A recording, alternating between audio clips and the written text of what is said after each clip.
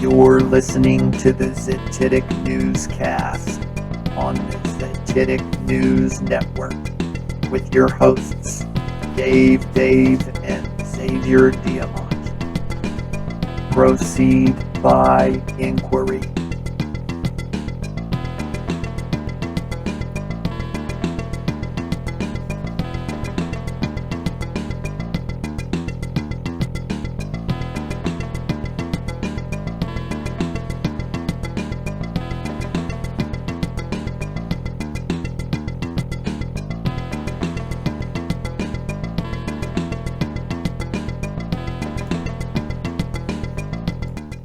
Welcome to episode 46 of the Zetetic.news cast. We are your hosts, Dave, myself, Xavier Diamant, and Xavier Diamant.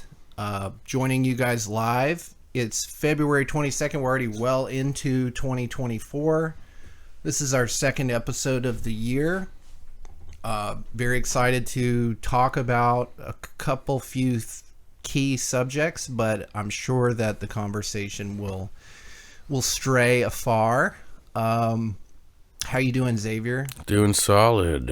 What's on top of your mind on today's episode? I put a couple of those bullet points in the description, but always love to hear from you. You know, what's top of mind as you head over to the studio and yes, sir. We kick it off.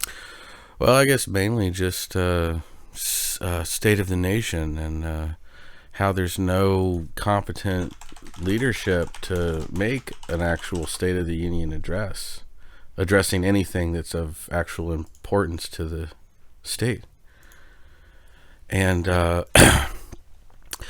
just the lack of, representation and recourse, and the brewing powder keg, melting pot, kettle that's being fomented currently. Yeah. And the Ides of March coming here in just a couple weeks. We saw the headline indications of cellular failures. Mm-hmm. Yeah, that happened today, right? Yeah. AT&T, Verizon, some medical pharmacy type communication networks as well. That's probably all getting restored, but again, it's like this blip magic. Yeah, that we've encountered in. I guess that's the most contemporary big thing that's happened since our last show. It's the most relevant today because it literally broke this morning. Yeah, and I was talking to my wife about it, and the ease of which a cyber attack could be used as a false flag makes it almost, to me, one of the more likely scenarios that could bring about this tremendous black swan, which we've been talking about since our inception. But, we've also discussed potentially having already happened with the Cerveza virus program, and how that, appeared to be sort of like a beta test. Right. For that event. Now, whether they'll be able to black swans, indeed. But also, you going back to the ease of a cyber attack. The internet has become so interconnected with society, and there's so much surveillance and control on the part of the government and its ancillary corporate partners, right? There's almost infinite plausible deniability with a cyber attack. First of all, you have the and we're jumping right into it. Headline news. You have this meme that they've created around the anonymous hacker. And of course, they tie that to Bitcoin and cryptocurrency as well. Guilt by association. And so it would be very easy for a cyber attack to occur. The general public has no way to vet or forensically diagnose who actually executed the attack. They have to defer to some expert group who says, we were able to prove this or that. So it's very easy for them to just kind of point the finger into the sky. Absolutely. And say, it was a hacker. It was this rogue group, blah, blah, blah. Actionable intelligence says. But meanwhile, if you think about it, like the telecommunication systems, the internet, all of the electronic standards which have been developed, not only did the internet come from military investment basically, but even in the private sector, you've got these different, let's call standardization boards, who supposedly are nonprofit. They represent stakeholders from the private industry to progress the industry, and they come together and they agree on certain standards so that we can all kind of play in this playground. And a good example of that is the domain name service that we use to navigate the internet. So Zetetic.news, we had to register our name and address with a domain registrar.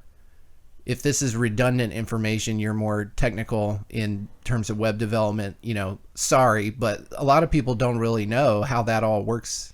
But basically you're creating an address, you're giving them your physical address, and then you're registered with them. And there was a nonprofit called ICANN, ICANN, which was set up United States based, the Internet Corporation for Assigned Names and Numbers. And so you can go to GoDaddy and you can register your domain if it's not already taken.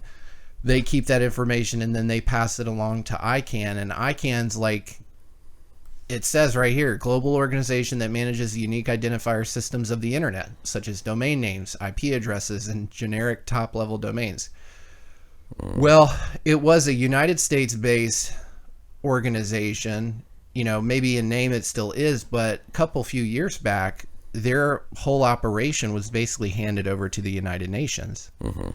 So you have that. That's our way of navigating the internet. Now, new systems are coming about through crypto and other decentralized systems, which edge is computing, kind of like creating a splinter net, if you will.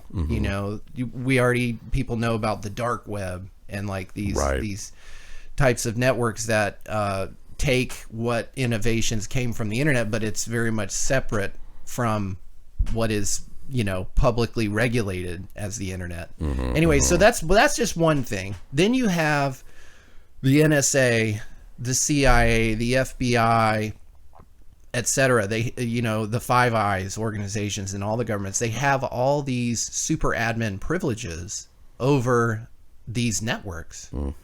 And it allows them to tap in. A tap used to be literally we're tapping a copper wire and intercepting this communication. They don't even need to do that physically anymore, because all ICANN, the IEEE organization, they all are involved with the specifications of different universal standards. So USB, Universal Serial Bus, the different protocols for information transmission. It's all codified, yes, in a way so businesses aren't, we're all on sort of a level playing field from an interface point of view, so we can build on top of that, and everything can talk to each other basically. So in practice, it's not a terrible thing, but I'm just saying, in terms of the specter of a cyber attack, which we may well have experienced this morning here in the States, or a beta test or something. My point is the likelihood that a cyber attack's coming from some rogue, bin Laden type group, typing away in some basement on some basement keyboard. It's much more likely that it's actually an organized affair, and it's everything has already been decided how it will roll out, and it has specific purposes. And for example, we've talked a lot about the banking system. They would love to have the kind of bank holidays here in the States that they have in Europe. It's not as palatable. It's not as easy to bring about. But we've talked about the possibility of a big financial crisis happening again, where they have a bank holiday or an extended bank holiday, or maybe banking goes away for a long period of time and people are scrambling to find alternatives, they actually are provided enormous cover by a black swan event like this, where, you know, you could cover up a financial crisis essentially with a cyber attack. Absolutely. Because they can just say, hey, it wasn't us that brought down the ATM machines. It's not the financial system. It's the internet, which is just this nebulous thing that most people can't like grasp, you know, in terms of all the mechanisms of control. So yeah, it goes back to that Arthur Conan Doyle quote, any sufficiently advanced technology is indistinguishable from magic, right? So they've built up this literal web. I mean, what brings the internet to people is ultimately hardware and wires. Yeah, there's towers and there's signals, and our, you know, devices have various receivers and chips and stuff that bring about the signal and all this, but ultimately we're talking about a literal web of wires that go, again, across the ocean, from sea level to sea level, right, shore to shore, all over the place. And we have the, I guess, privilege of browsing and touring and interacting and being screenified by this interface. But at the end of the day, it very much is part of a command and control grid. And it's been allowed to proliferate, and perhaps in a far more freeing way than even the controllers would probably like, which is exactly why there's going to be a coordinated shutdown of some kind in an effort to roll out basically the DMV-ification over the internet. And that's through the ICANN infrastructure and the DNS and all of this kind of DARPA-funneled infrastructure that we use on a day-to-day basis as the rails by which we conduct commerce and communications and information relay. So they've been trying to clamor for centralized control and ID usage over the internet for a long time. And it's been roundly shut down in various forms in which they try to propose it. But if you look at the Five Eyes, you know, intelligence infrastructure, there are backdoors. There are switches, essentially kill switches, that go basically all the way to the top. it's funny we exert export-import controls over China for their backdoor implementations into chips that they sell us, but we do the same thing. Yeah. I mean, you guys ever wonder why the major semiconductor company who builds all the CPUs that go into your computers called Intel? Mm-hmm. That's the name of the company. That's right. But didn't Obama and his administration, which is really no different from the current administration, any administration for that matter. It's just Obama presidency term 3.0. Front man for the agenda for what we're talking about, creating legislation that gives even more control. Like, how much more control do they need when to broadcast my voice over certain wavelengths of the electromagnetic spectrum requires a license? Like, does that not strike anybody as odd? Sure. Like that whole FCC, regulatory framework, licensure for radio operators and things of that. I'm sure there are arguments for it, from a standards perspective. We got to keep the airwaves, clean, meaning that we're not like, everybody, we don't want to jam the channel or whatever. Mm-hmm. But I guess there's still some legacy laws in place having to do with profanity and things of that nature, which they still have on the books, and we'll use it if it makes sense for their agenda. In North Carolina, they put age restrictions on certain pornographic websites, which, you know, I could see the reason for that in some sense, but I think people need to kind of think about what you're saying, the DMVification of the internet. That's always how it will start. Is, well, we need to put these laws on the books so we have a lever to ensure the safety of the children, because they care so much about the children, right? Like, they'll restrict you and me from visiting certain adult websites, but then they'll use our tax money in the public schools to force objectionable sexual content down the throats of children.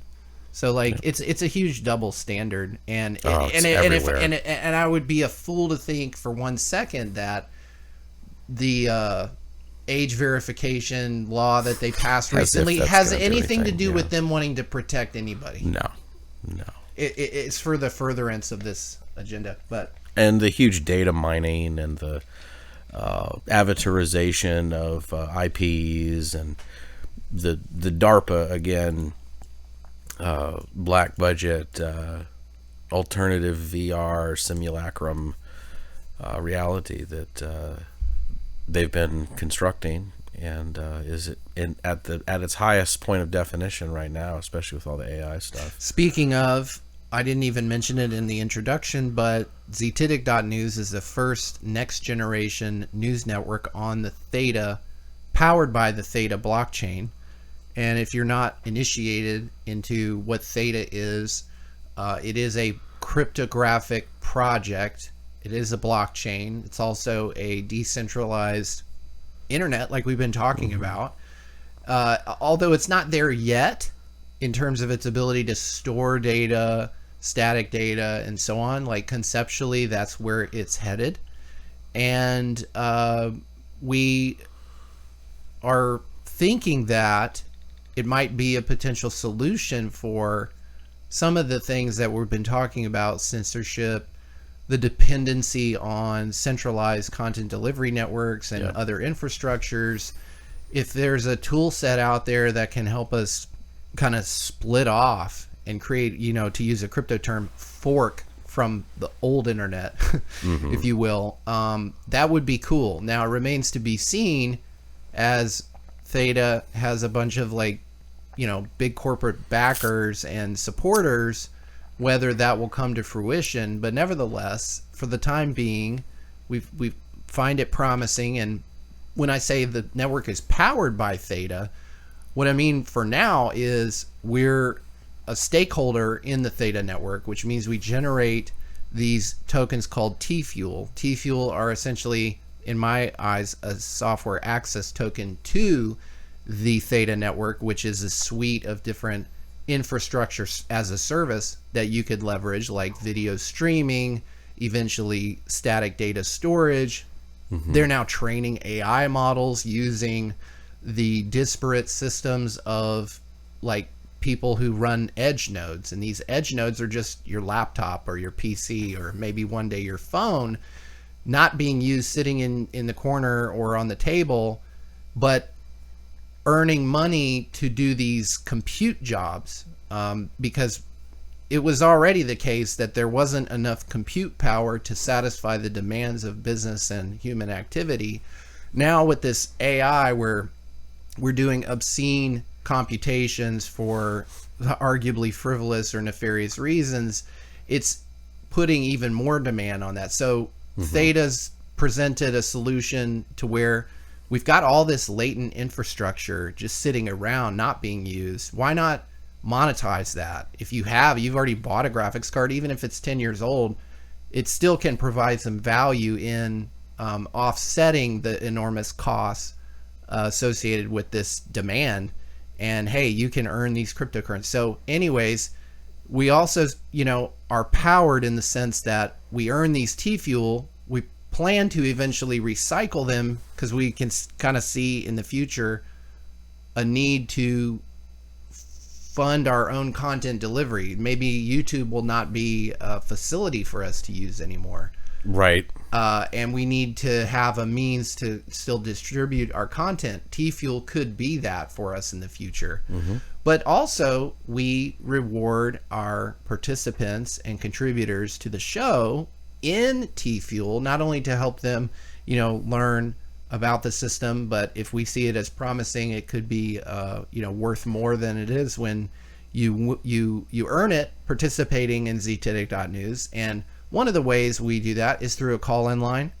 And I meant to mention it at the beginning, but the call-in number that we've had expired, and I had to set a new one, but I didn't have time to change the thumbnail on our screen. So I did change it on the YouTube link.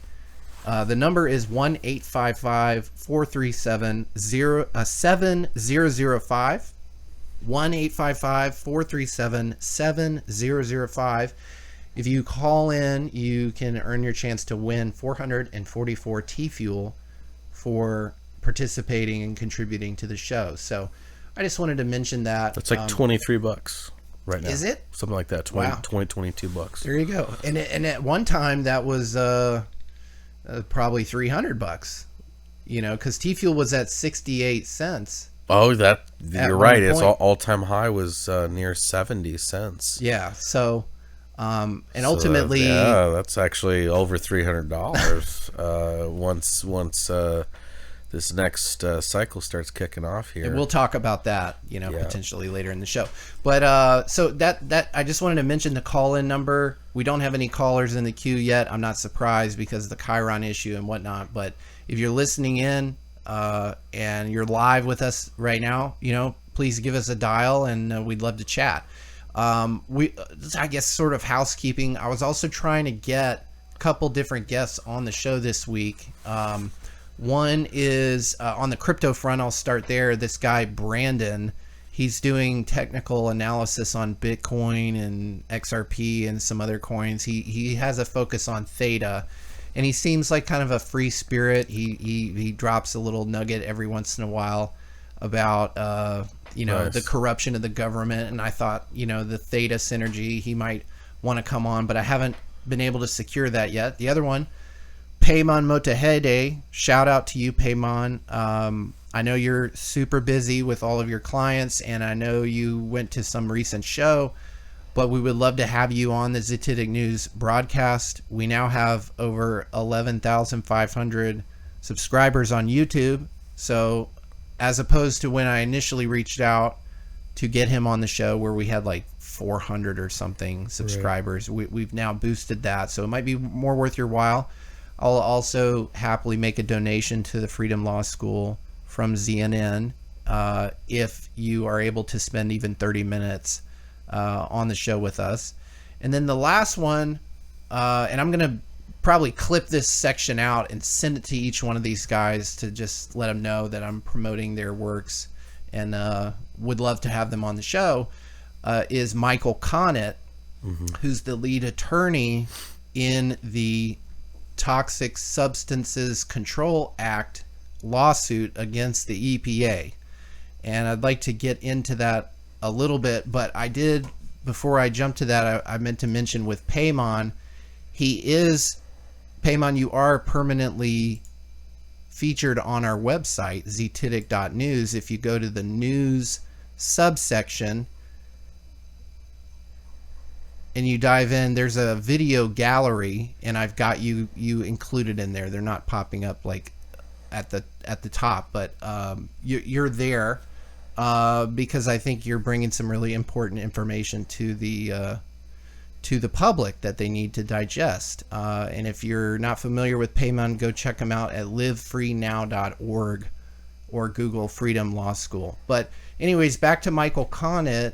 This is one of the key subjects I wanted to sort of cover in today's show, is an attorney, also a member, activist, contributor to fluoridealert.org, and he is representing Moms Against Fluoride and a variety of different individuals who filed suit against the EPA for on the subject of water fluoridation, and this is a subject we've talked about a lot. It's how me and Xavier met initially, was local fluoride activism in the Raleigh-Durham area, Chapel Hill area of North Carolina. And it was one of my kind of key initiations into just how corrupt and how, as we were talking about offline pre-show, unrepresented we are. And how we really have very, very, very little control over what happens at the governmental level. But this lawsuit came about, I think, as a result of the grassroots activist movement not being able to successfully move the needle with their local representation. Because for those of you who don't know about the public water fluoridation like scandal, you have to look it up. I personally think, I would love to hear your thoughts. It's like maybe one of the biggest problems we face, because if it's true that fluoride lowers your IQ, it makes every other intellectual endeavor to convince someone of a certain agenda that much harder. It also inhibits innovation, problem solving, invention, entrepreneurship. I mean, what does an IQ point represent? It represents human creativity, intellectuality, intelligence, which drives our entire society forward. And so, like, one of the jokes that we had when talking, if you remember, Xavier, talking to the various board members or whatever, like, we would come and present very salient, cogent arguments. We weren't tinfoil hat, nut pot, crazy people ranting and raving. We would go up ritualistically for a period of time and, like, just say our piece. It was very straightforward, to the point. I would argue some of the arguments were irrefutable. Yeah. And they were so dense. You did a documentary with another activist. What did you call it? The Obtuse Academy.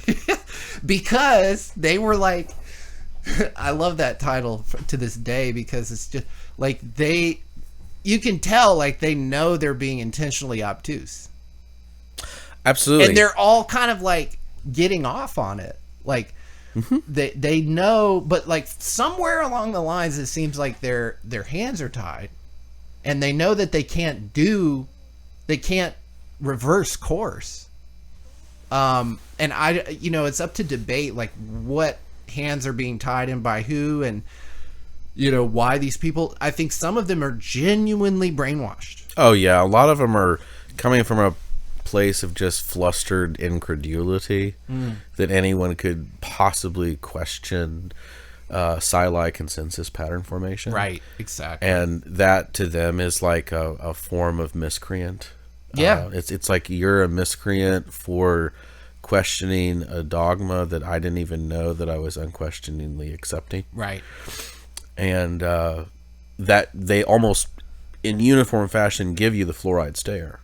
Exactly. Yeah. And so we would be like, well, we're not going to get it. It's like a chicken egg problem, because we're like, clearly they aren't intellectual enough to actually hear what we're saying. They're too triggered by their own emotions associated with the people questioning things they ought to be questioning, but they don't even know how to question properly. And they probably, part of them feel, sometimes if I didn't think of a thing, I will feel stupid and I'm embarrassed. Exactly. And so, like, they feel embarrassed that, man, I've been up here thinking this is a really great program for all this time. Like, well, I can't reverse course now. And so they then the motion transitions into one of CYA, covering your ass and trying to dismiss. And one of the key things that always came up in defense of the public water fluoridation policy was we're not doing anything illegal here because the EPA's maximum contaminant level for fluoride in the water is like, I don't know, 0.9 parts per million. And we only put 0.7 parts per million in the water. And of course, every other argument we had, they would just ignore that and revert back to the, well, EPA. They're the ones who are, responsible for governing the contaminants in the water. And we're within their guidelines, so we're good. There's no moral problem here. And we pointed out, you pointed out, and there are old videos you could find on YouTube if you knew exactly where to look, where, we're like, forget about their maximum contaminant level. Like, for a second, like, just principally, you are pretending to be a doctor when you put this stuff in the water because I didn't select you for my dental care, but you're acting like you're doing me a favor. I don't want your favor. But then we would also argue like 0.7, 0.5, 1.1 parts per million, regardless of the amount, it's known as a neurotoxicant. Right. So like there's no amount. No. That's appropriate. The EPA, you're saying that that's their maximum. They're wrong. Is what we're saying. And like, they're wrong. There's no inventory of the aggregate composition of what you're consuming either. That's the thing. There's no actual dose regulation in the first place. Right. So that's what makes it an entire farce to appeal to some, pseudo-medical appeal to authority that says, oh, well, these dentists from back then, agree up until today that it must be a collective good for everyone to just have this intervention. But at the same time, they omit all the data that they themselves can't possibly use to justify the practice. So it's a pseudoscientific assault, and it's one of hundreds of pseudoscientific assaults that are constantly happening around every corner in the society. Yeah. And that's what I refer to on this show as the pseudoscientific charlatanry matrix, is because they're acting as authorities over an easily debunked malicious practice and claiming that there's some sort of like divine public mandate that's afforded to them, which is charlatanry. And it's everywhere. So it's a matrix. Yeah. So the lawsuit, the reason I went into that whole spiel about the EPA and like our experience is that your local, if you live in a town or a city, right, that fluoridates their water and you end up going to city council and you protest it, I would say 8 times out of 10, you're going to hear at some point, well, the EPA maximum contaminant level. Now, you can also point out to them that the EPA actually changed their maximum contaminant level some years ago. I think around 2010 or 2009, something like that. It was like 1.7 parts per million, but then due to the revised science, we reduced the optimal level of water fluoridation from like 1.7 to 1.1. Either way, it's still below the EPA's maximum. So like the municipalities are here, titrating the dose, basically acting supposedly acting like they're the doctor. And it's like, so you actually admitted when you lowered it. So if you lowered it, so it was optimal before, you lowered it, and now you're saying that's the optimal level based on new science. Can we at least agree that the prior level was too high? Because they won't even admit that. They won't even admit that. Yeah. But anyways, they always, from a legal perspective, if you say, look, you're breaking the law here. Yeah. Because this is mass tort. You're administering a drug without a prescription, and no doctors are involved, no consent is involved. They're like, we're not violating the law. The law is in the EPA's hands because they govern contaminants in the water supply, and we're well below that. But like you said, you don't know how much water an individual drinks. Or how much food, or Right. what the amount is in any given beverage or any given Right. item of consumption. Not only that, but also the purported only compound that's supposed to benefit dental caries, and that's super dubious evidence in and of itself, Sure. is the sodium fluoride, which is derived from fluorine. But what we actually get in the supply ain't fucking sodium fluoride. Right. It's not, yeah. It is a bunch of hexasilicate acids and fluorosilicic acids that are runoff, essentially, It's hard to from believe. industry. It's hard to believe, Okay. but we proved it. We've already proven the materials trace data and Right. content in the vast majority of water supplies. And so Michael Connett over here, this lawsuit against the EPA, Fluoride Action Network's heavily involved in it. He's attacking that vector of the argument. Like, the EPA is wrong, essentially. Their maximum contaminant level is too high, and that is giving these municipalities, he's not arguing this, he's arguing the EPA on the science. Like, Right. How can you determine this dose is even safe to begin with? Right. So this thing has actually, I didn't realize it till I was preparing for the show, has been going on since 2016. Yeah. And this is an 8-year bruh. And so, like, we were still doing stuff in the fluoride scene in like 2017 because the Orange County, when that huge overfeed happened. Right. That was in 2017. And so this has been going on that long. Of course, I think and I haven't been following it super, super closely up until recently, which is it's concluded essentially, at least this cycle of trials. Now they can still appeal it, and there might be some more deliberation going on, but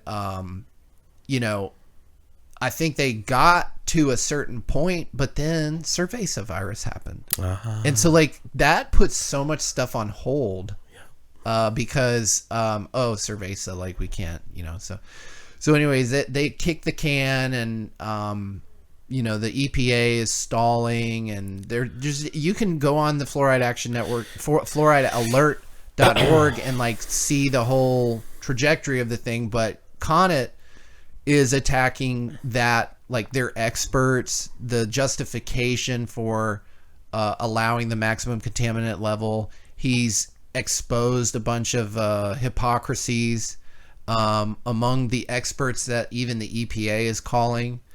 Like, for example, he had one of the key admissions was this guy, Dr. Barone, where they were talking about a study that showed many women living in areas of fluoridated water have higher levels of fluoride in their urine than women who live in unfluoridated communities. And he said, you testified earlier today that there may be oversaturation going on in the kidney at the 95th percentile level in the fluoridated areas. Do you feel comfortable as a risk assessor exposing pregnant women to a level of fluoride that's so high that the kidney is oversaturated? Boom. And he said, my comfort level, I don't think is really germane. Which is, like, talk about backing down, right? Like, so you were called as an expert, but in this case, you're saying your comfort level is germane? So in other words, you're completely unfeeling about this process. You're a robot. You have no actual human independent Isn't judgment. a risk assessor supposed to have feeling? Exactly. Oh, wow. Yeah, so in other words, this is, again, like the whole, I'm just doing my job fallacy, basically. It's reducible to that. It doesn't matter what I feel. I just got to do what I'm told to do. I mean, that's what all this stuff is. So, anyways, I wanted to focus on this today because of our background in the fluoride activist movement. I do still think it's a super important subject. But it is a little bit like it's connected to so many other massive frauds that are just bandied about and don't even have anything in trial right now. Right. So, I mean, it is a gateway glimpse into a form of control over people that is rarely and not often enough really brought up, which is appeal to scientific authority as a basis for social engineering. Well, if you come to the understanding that fluoride, whether it ever was used in the sense of making a prison population docile, which is one of those legends of the fluoride movement that may or may not be true, it's the science is kind of verified that it does lower your IQ. It does lower your intelligence. It renders you more docile and more unthinking. It impacts the thyroid, which is responsible for the generation of hormones, which is how you feel good. Like it's literally your life force almost, you know. It, of course, the hormones have a lot to do with your gender identity, so to speak. And so this can tie into the transmorgification, you know, that we see, tied to it. You know, it's part of a mass toxicity index. Mass toxicity, the more just the overall mortality, which the forensics on how and why people die, you know, it's very costly to perform those forensics. So who knows how many times people are dying just because they've had enough fluoride, etc. And the aging process, and you know that's speeding it up, right? And, contributing to all kinds of other comorbidities and exacerbating chronic issues and illnesses. You know, I've said for a long time, if we could get fluoride removed in a large part, I think that's a big first step. It's a big first step. Like, we're gonna have a renaissance of discovery. Like, we talked offline a little bit about how there's a bunch of people locally going to city council, perhaps for the first time, to ask the city council for the ceasefire, the ceasefire in Gaza, in Israel, and they're going to become based essentially when they realize they're going to see real fast how compromised the compromised city council is. And they're going to get even more frustrated. They're going to get even more cognizant. Well, just imagine if, like, there's a lot of people who aren't even thinking about these things, who are so heavily fluoridated. They're just like in a daze, basically. And if they can get a 5 IQ bump, like, that could help. That could help tremendously. You know, it might take a few years, but people will start questioning authority more Big time. Frequently, and they will not just glaze over when they get an NPR type response from city council. That people will start getting mad again. You know, it's like, speaking of your hormones, like, those emotions, you're supposed to feel them. You're supposed to react to when you're being attacked, you know. And that's it's like, exactly right. And just because it operates under the veneer of caring for the community doesn't mean it's not an assault. Doesn't mean it's not a form of subversion and subterfuge over self-determination of communities. Would you say that we lost locally with the fluoride effort? We lost. Well, we were essentially silenced and rendered compartmentalized by the board, and I think though with the overfeed, that did wake some people up, because I did see a lot more people at the time be like, okay, yeah, that is really dangerous, what occurred. So at least there was an awareness that this practice was going on. Unfortunately, the I'm very sorry about that. You guys, if you're just listening, you have to check out the video component of this. I have an Indie Weekly article from 2017 about this overfeed. Xavier's talking about the overfeed. You may not be aware, but we're in North Carolina, in Orange County, where we're streaming from. The water management board is called OWASA, Orange Water and Sewer Authority, and we had already had like years of cycles with them where we went and presented to them, and then, they talked about it and had, responses to us, and, news articles and all of this, and it went nowhere. Like, they created a fake review board. And what did have talked about it on the show before, the Delphi method. They basically created this dog and pony show. Like, they were seriously going to consider our concerns to give us the impression that they cared. Right. Thinking probably that we're as fluoridated as they are, and that we're like appeased by that. But then, like, when we see how they review it, it's like your documentary said, they're obtuse academy. They're being intentionally obtuse, thinking that they're pulling one over on us. Right. And we're just like sitting there getting more offended. Yeah, we recorded their little committee horse and pony show where they basically just deride the issue as internet conspiracy. I don't consider those people adults, by the way. No, they're the most infantilized people you'll ever meet. Infantilized. But no, so we had a whole cycle with them, the OWASA board, and it went nowhere, essentially, and we're like, shit, like, we kind of walked away. I wouldn't say with their tail between our legs, but we're like, the only way to do anything here is, like, we have to sue them or something. Like, right. It has to be a legal proceeding where they can't control the framework of the discussion. Like, there needs to be a third-party moderator here. Like, they're controlling the whole conversation. They implemented time limits for us speaking.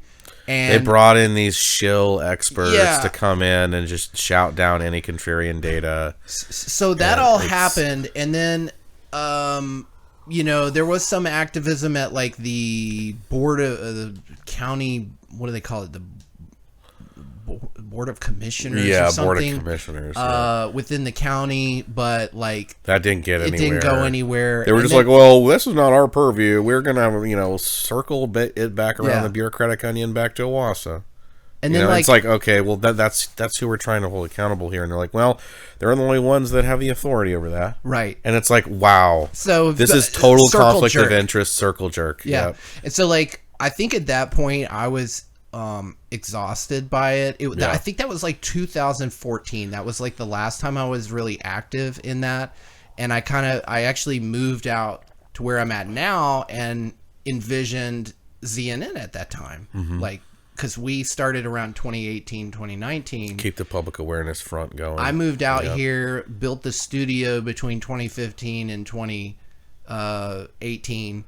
I think I had it completed 2019. But in 2017, after some inactivity on our part, boom, this, like, it was almost like a gift in a way. It was, because it actually did wake up a lot of people who would normally not be thinking about it at all. Right. And because they had to shut down schools. Just tell them what happened. I mean, basically, their explanation is that, someone basically fell asleep at the job, and there's like a 5x overdose, and it's poisonous. And it was actually 8. Was it 8x? 8 times the normal. Now, the normal amount is too much. It's already ridiculous, but then they octupled it.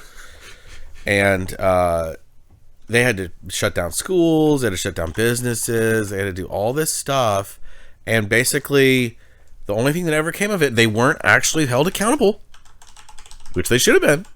They should have basically been dismantled over this. But they hired this PR firm to come in there and basically host a bunch of struggle sessions of people coming in from the town to just complain about what occurred and how they were impacted and how this was, shouldn't happen again, blah, blah, blah. And they're like, oh, yeah, we absolutely hear your concerns. We're going to get another machine that's worth $1 million to come in there and make sure this doesn't happen through human error again. We're very sorry about that. And I'm trying. It's like, no, y'all need to be fired and dismantled. This is illegitimate practice. The thing that killed me the most is, like, we showed up, right? Like, we had been pretty inactive, and it was kind of like getting the band back together when we went back in there after the overfeed. And it's like, we walk in there, like, I was feeling like, fucking told you so, guys. Like, but the reality was, very few of the people who were on the board at that time were there when we were there. So, like, we were coming to them like, we told you guys, this is a terrible idea, the whole program, and you should have never been in this position to have overfluoridated in the first place because you were already overfluoridating by fluoridating at all.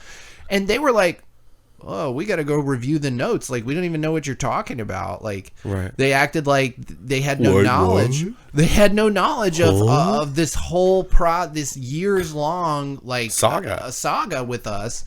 And they kicked off another Delphi method driven dog and pony show where they considered the public's viewpoint on this. And of course the UNC dental school, there was a brief little period of time during this moratorium where they weren't fluoridating. It was actually 8 months. Yeah. Or 7. And the irony of the incident to begin with, right? Like the now, how does this even happen? Like, the feed went 8 times faster than it normally did. Like randomly, like, so the motor just sped up. Like, nobody hit a button. But the irony is, like, whatever error happened that made it go 8 times faster, it wasn't noticed for multiple hours. Many hours, because the superintendent, the supervisor, whatever at the plant was at a dentist appointment. I just found like that's so karmic. Oof. Like, in a way, because this is them trying to play dentist over the entire population. They're not qualified to do anything close to that, and even if they were, it still wouldn't be constitutional. It just seems like a comic book strip. It is, like the you're in there you're the water plant superintendent. That is like preventing tooth decay, and you have to go to a dentist appointment because of your tooth decay. And meanwhile, so like they had the school, one of the elementary schools is like just down the road from the water plant. And it kind of reminds me of in Durham, North Carolina, the main water plant for Durham is just down the road from Duke Hospital. Yeah. And it's like, people go there basically it's like to piped die. In directly into the hospital. The people who need it the most, Mm-hmm. So anyways, part of me feels like we lost this too, because like this should have been such a slam dunk. Like, you guys were idiots for fluoridating to begin with. Now you had this horrible accident. You literally could have killed people. Yeah. We had a stand at one of the farmers markets around this time to spread awareness, and I had multiple mothers come up to me and say my kid was vomiting and had headaches that day. Yep.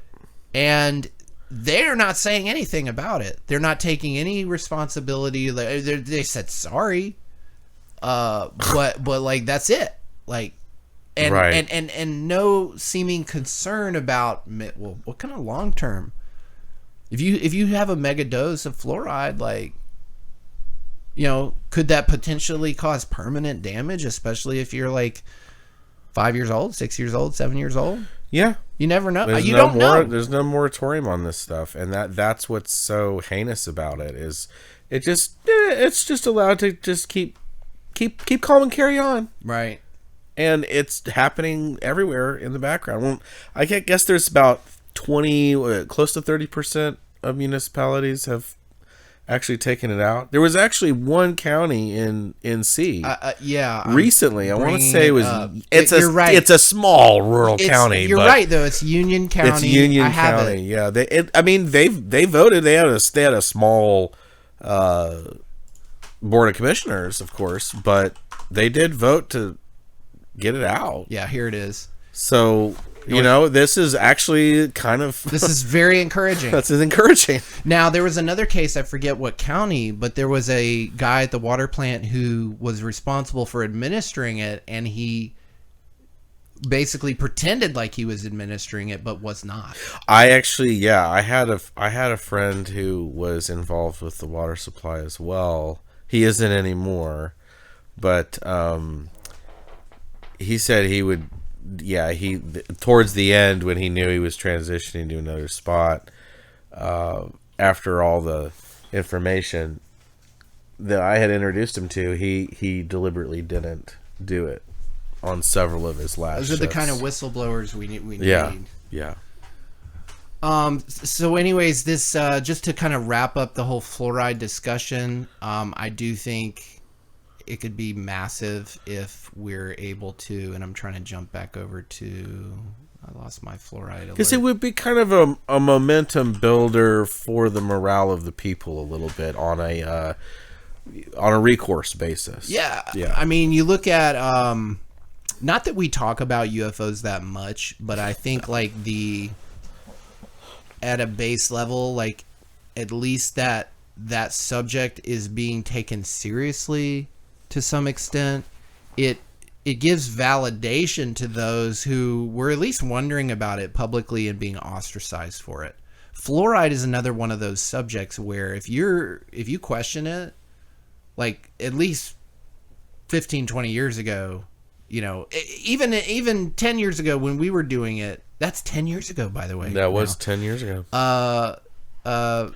You know, you get the fluoride stare, you get the raised eyebrow, you get the cognitive dissonance, the miscreant like vibe, right. like that you're a miscreant. Right. And if Connet and Co. can win this lawsuit, not only will it eliminate the cover for municipalities to defer to the EPA based on the maximum contaminant level, but it will give a lot of credibility to those people who questioned it earlier on. Definitely. I think it remains to be seen. Like if they win, obviously I think the EPA is going to appeal, but if they say they lose on appeal and it's final, okay, then there's no appeal to authority mechanism anymore within the local jurisdictions. Technically, the EPA, according to Michael, they will have to change the law on the maximum contaminant level, which will mean now. Well, I guess I don't know exactly the nuance of this,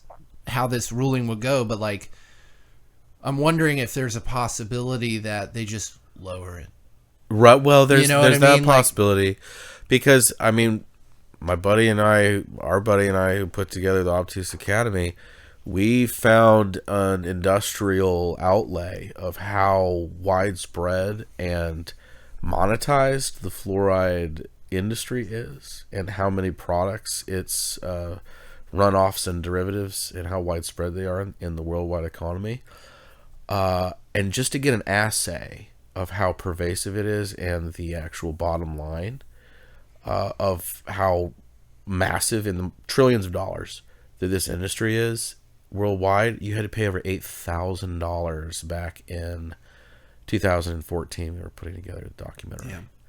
And that's just to get an assay of a printout that was hundreds of pages of how prevalent and in how many products and at what levels and how compensated these industries are. These are basically runoff industries, industrial waste runoff. And I was starting to think, wow, are they getting close to the same amount of money that they're getting off of waste byproducts that they are the actual main product that they're producing?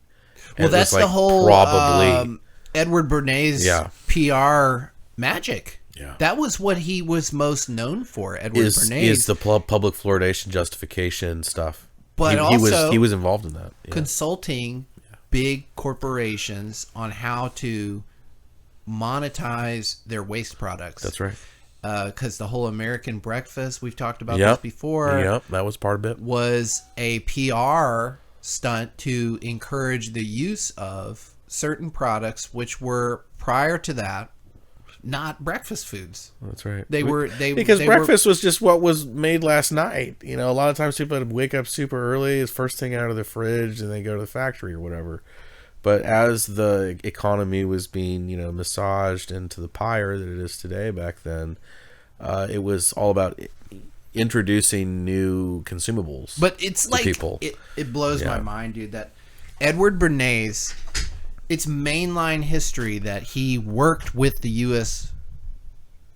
Department of Public Health. He was the revolving door guru. Design the PR campaign that led to the fluoridation program in the first place. And he's also working with Chiquita Banana and all these other companies GMOs, to market their stuff. And if that's not a sign that this is a contrivancy from the beginning, I don't know what else to tell you guys.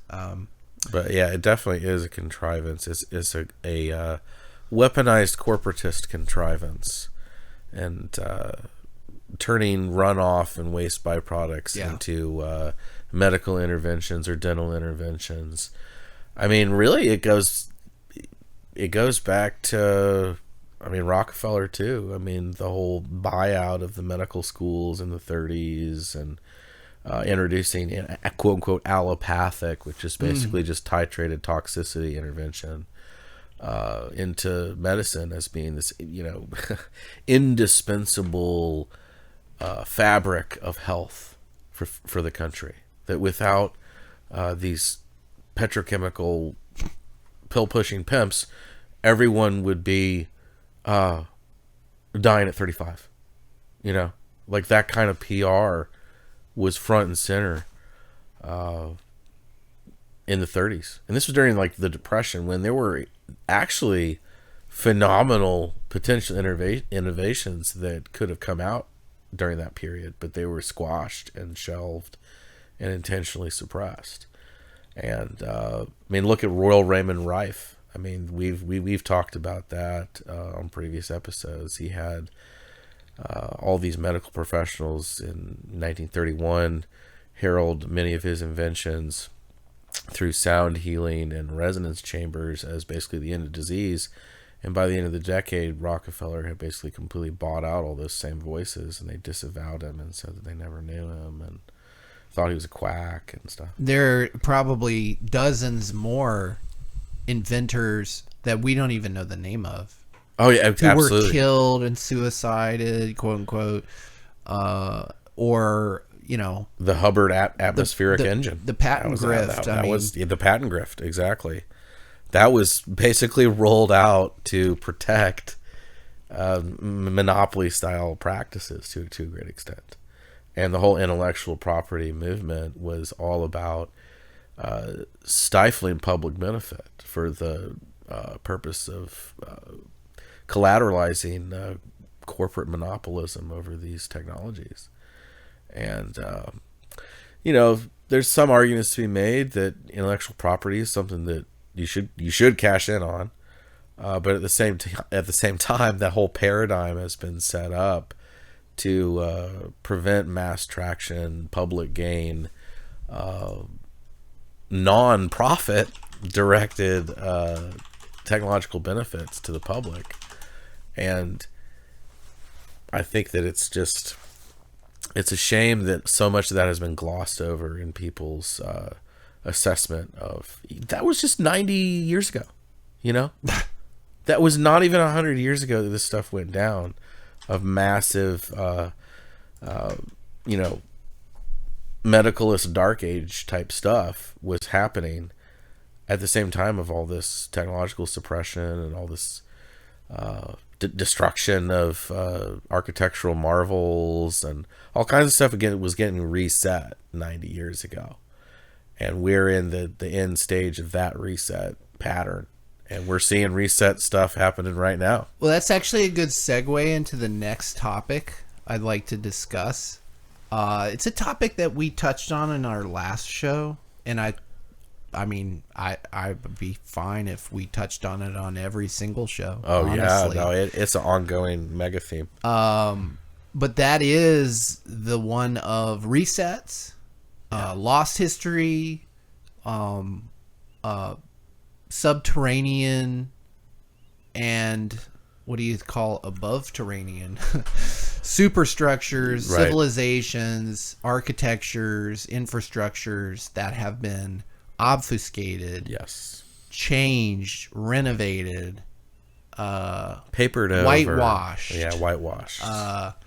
And we talked about that on our last show, and then I got curious myself about our, I feel like almost like Immanuel Kant, like just thinking about the 10 miles around me, the 15 miles around me, just my town. Like, as obviously I've been, outside my town, but like, which I don't know if Con ever did. That's the thing. Is I did, but like, if I'm to look at the world through the lens of my local area, like how much of what I'm thinking about like worldwide is actually taking place locally. I like to like bring it back to that.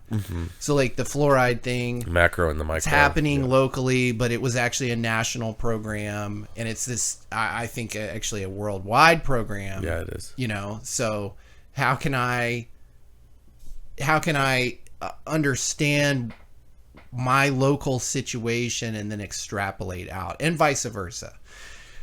And so I got curious after our last show, started looking up, like, because we were talking about underground, because the big thing at the time back in January was like the whole New York Jew tunnels, right? Exactly. And how that surfaced, and that was a big theme for us. And here it is, like, materializing in the public psyche. It's now a joke. It's almost passé. It's funny. There's teenage mutant Ninjew turtles and like everything, like it's so funny. And so like I found some articles about certain structures local to us here at ZNN in North Carolina, but before I talk about that and like kind of brainstorm with Xavier a little bit, I do want to play a clip from an excellent channel I highly recommend called Mind Unveiled. Unveiled. I'm going to play about 10 or so minutes of this clip, which I did mention in the last show, that they did like right before our last show around these series of banquets that took place early in America's history in subterranean tunnel systems. And it's extremely bizarre, and I think Mind Unveiled does a really good job of just asking questions, like showing how suspicious that explanation from the establishment is. Yeah, they're very good at showing the incongruity between tenable logical deduction in the present with the so-called explanation of how it came to be back then. And I definitely, this is kind of one of their many exposés. They've got quite a few fascinating treatments of these topics. And it just kind of opens up a whole new vista, a whole new horizon of investigations into the consensus formation dogma we call history. Right. So this is Mind Unveiled. Check them out on YouTube. We also, I think I've integrated them on the site. I'll have to double check on that. If not, I'm going to definitely update that. But we've talked to Mind Unveiled. They don't want to come on the show because they're really focused on this content that they deliver, which is excellent, by the way. They do these really long form info docs. They're excellent. But the invitation's always open, by the way, Mind Unveiled, whatever your name is. Would love to have you on and discuss this, but if not, no hard feelings. We'll continue to promo your stuff and, just keep doing what you're doing. But check this out, guys, as a precursor to our discussion about this subject. Brothers. These Oddfellows were going to Mason City to attend dedicatory exercises of the new Oddfellows Orphan Home. Whatever that means, probably some ritual or ceremony it sounds like. Though we know Waterloo was heavily associated with secret societies, clubs, and the Oddfellows from Waterloo were associated with orphan homes. What we have is strange underground meetings or supposed banquets, which is just a fancy way to say a club that gets together and has a nice dinner. But why? And why underground? So, underground tunnels, secret societies, and these clubs are associated with orphans? If you haven't seen it, we have this whole thing on Oddfellows. But these Oddfellows and Freemasons from Waterloo are basically deeply connected. They still consider themselves brothers and participate in each other's affairs. But this is probably the craziest part. Now, who is this JP King, and is he associated with any type of club? Well, on the Library of Congress website, if you search for his name, something strange comes up. It seems that J.P. King was the photographer for the Oddfellows, and the very first result is a photo from that Oddfellow orphan home in Mason City. It's a photograph copyrighted by J.P. King, so the same guy who took the banquet photo, and it seems this is 15 years after that news article we were just discussing. It says the youngest children at dinner, and it's kind of weird. Maybe not creepy, but kind of, especially if you consider this is somehow connected to underground tunnels. There's another photo of a nursery. It's the Oddfellow Orphans and Old Folks Home, apparently. So yeah, if you look up J.P. King, the only photos that come up are of this Oddfellow orphan home and the famous banquet table in the sewer photo. There is this interesting article from February of 1904, which is a few months after the date given by the mainstream of October 14th, 1903. In this article from the Waterloo Courier, 1904, it discusses this event was not the only one of its kind. It's titled, Banquet in a Conduit. Chicago comes to Waterloo for ideas of a feast. 600 served at tables over 3 blocks long. Banqueters were 40 feet below the surface of the earth? Wait, what? Quote, it is quite complimentary to Waterloo that a city as large as Chicago should come here for ideas concerning the up-to-date serving of a banquet.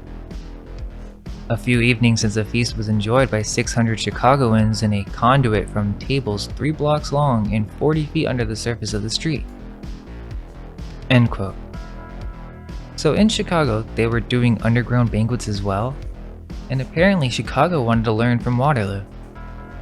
There's also this discussing of the Illinois Tunnel Company that was responsible for around 20 miles of tunnels, which seems quite impressive for its time.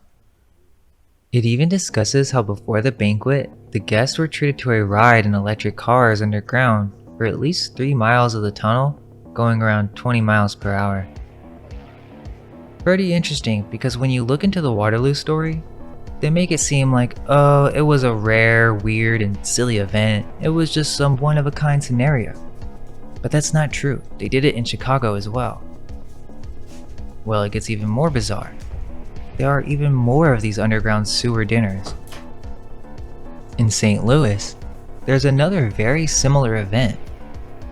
In 1916, there was supposedly a new, almost finished sewer, and to celebrate, a bunch of people came down here and apparently paid $700 to eat here. They were 100 feet underground and around 200 people came to this event.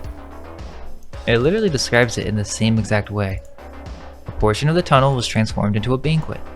These guests, according to the newspaper articles, consisted of city officials and bankers, meaning elites, which during this time would be a part of some type of club or another. They even decorated it in a similar fashion.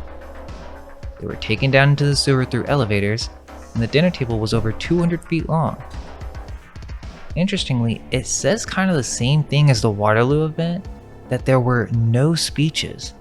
Seems like a weird thing to repeat. If it's just a dinner or a banquet, why would there be a speech? Unless it's something else. And also, it's really weird that there's this whole thing about an explosion and how the workers were really mad that they were throwing this banquet down there. And they even had 19 policemen stationed to guard the entrance, as there were threats that they would destroy the tunnel with explosives during the dinner. Why were they so upset that they wanted to destroy the tunnel? Perhaps there was something strange going on down there. I thought that was weird because it's kind of hard to find any more info on that dinner from St. Louis, and it shows that at least from what we know, there were 3 different banquets occurring underground involving the elites of a city. If it happened once, then yeah, you could argue that sure, maybe it was just a one-time thing to be silly and unique, just to celebrate the creation of a sewer. But the fact that it's happened several times brings to question the true purpose of these banquets. Obviously, these clubs like going underground to have dinners or secret meetings. Waterloo is interesting because it's another term that's used for multiple cities, and it's also Napoleon's last battle. One thing I found that may be connected is, as I was searching for more information on subterranean tunnel networks in Waterloo, Iowa, there's this blog talking about potholes in Waterloo, Canada, and how it revealed a massive network of underground tunnels that was previously unknown. 14 miles had been discovered. How do you just discover old tunnels? This was similar in Charleston. One of the top tour guides was rediscovering the history of the tunnels under Charleston.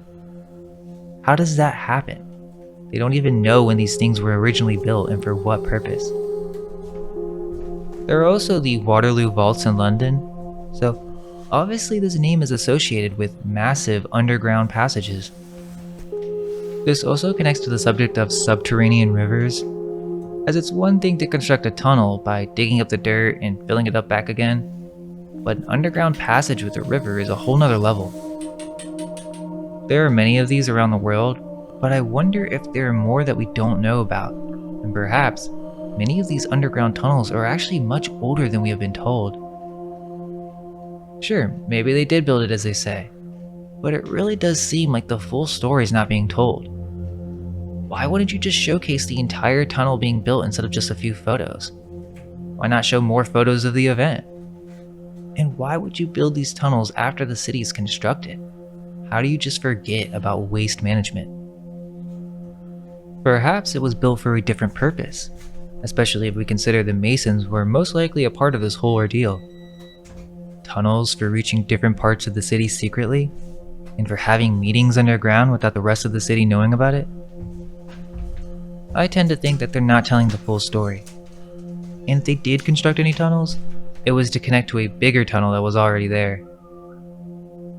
As a random side tangent, in the movie The Three Musketeers, the Viking-like vessel goes into an underground river that leads to secret chambers that lead up to the city. So just imagine what could be beneath our cities that we don't know about. And I'm sure that many of you have been hearing the news lately. I'm not going to go too deep into it because it gets pretty dark, but what I was truly curious about is, were they really building these tunnels in New York? Or is it some type of exposure to reveal that there are underground systems, and you could say societies beneath our feet? Were many of these tunnels already there and then just expanded upon? I'd love to hear your guys' thoughts on this. Let us know if there are any more similar banquets or dinners that occurred underground, or even if there's anything about secret tunnels in your city.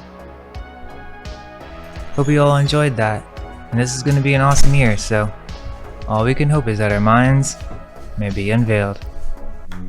Let go of everything you think to be. So with that, just to give you a taste, this was a 23-minute video. We just played it 10 minutes or so. After our last show, I was just curious, like, what has anybody found stuff under the city that I live near? Mm-hmm. And Mineville just talked about underground rivers, and what do you know? There's a hidden tunnel and waterway in Raleigh, North Carolina. So they say here, every Raleigh urbanite has sipped brews at the Raleigh Beer Garden and sucked down cheesy pizza beneath the rainbow portobellos at Mellow Mushroom. If you were hanging out there last week, I snuck right under your feet, crawling beneath the forgotten tunnels and hidden cobblestone waterway that flows beneath West and Peace streets in downtown Raleigh. You can find all kinds of mysterious things beneath the city streets. Dot, dot, dot, dot, dot.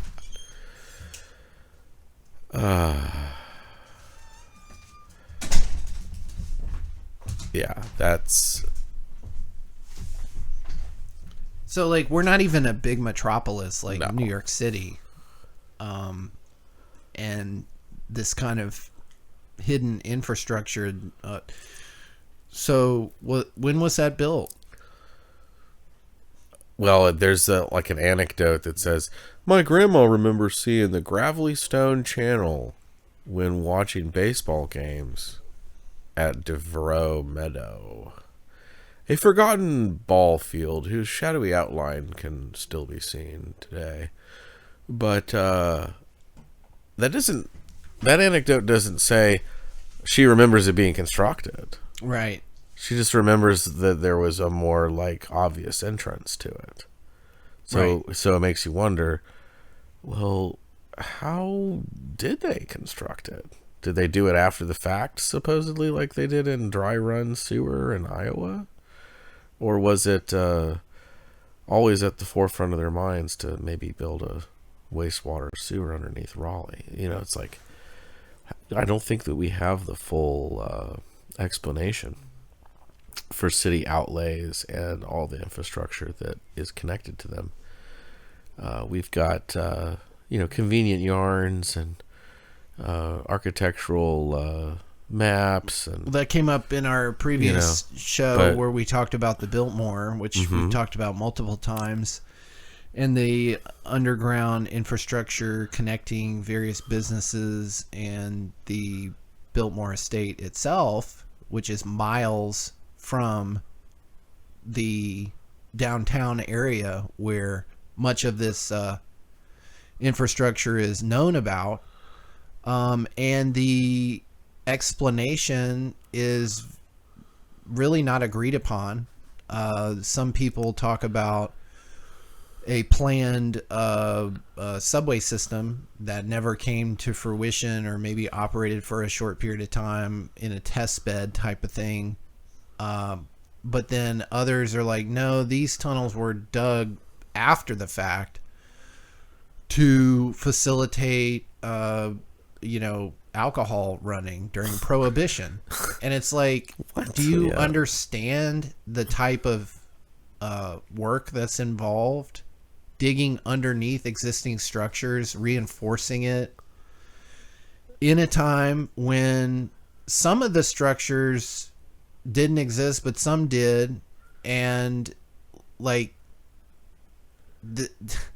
how are you gonna... much of it is pre-combustion engine, right? And people are just supposed to be doing this in order to smuggle booze. Like, you don't think people are going to notice? And how long of a period was that anyways? How long was Prohibition? What, like 10, 12 years or something? It was for a while.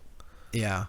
But like, that flies in the face. Like, it can't just be that. It can't just be during Prohibition, because the Biltmore estate has, like, at a minimum, a 2.8 mile tunnel dug to channel water to a custom built dynamo built by Edison himself for the Biltmore. A custom, like, one of a kind, first of its kind type deal.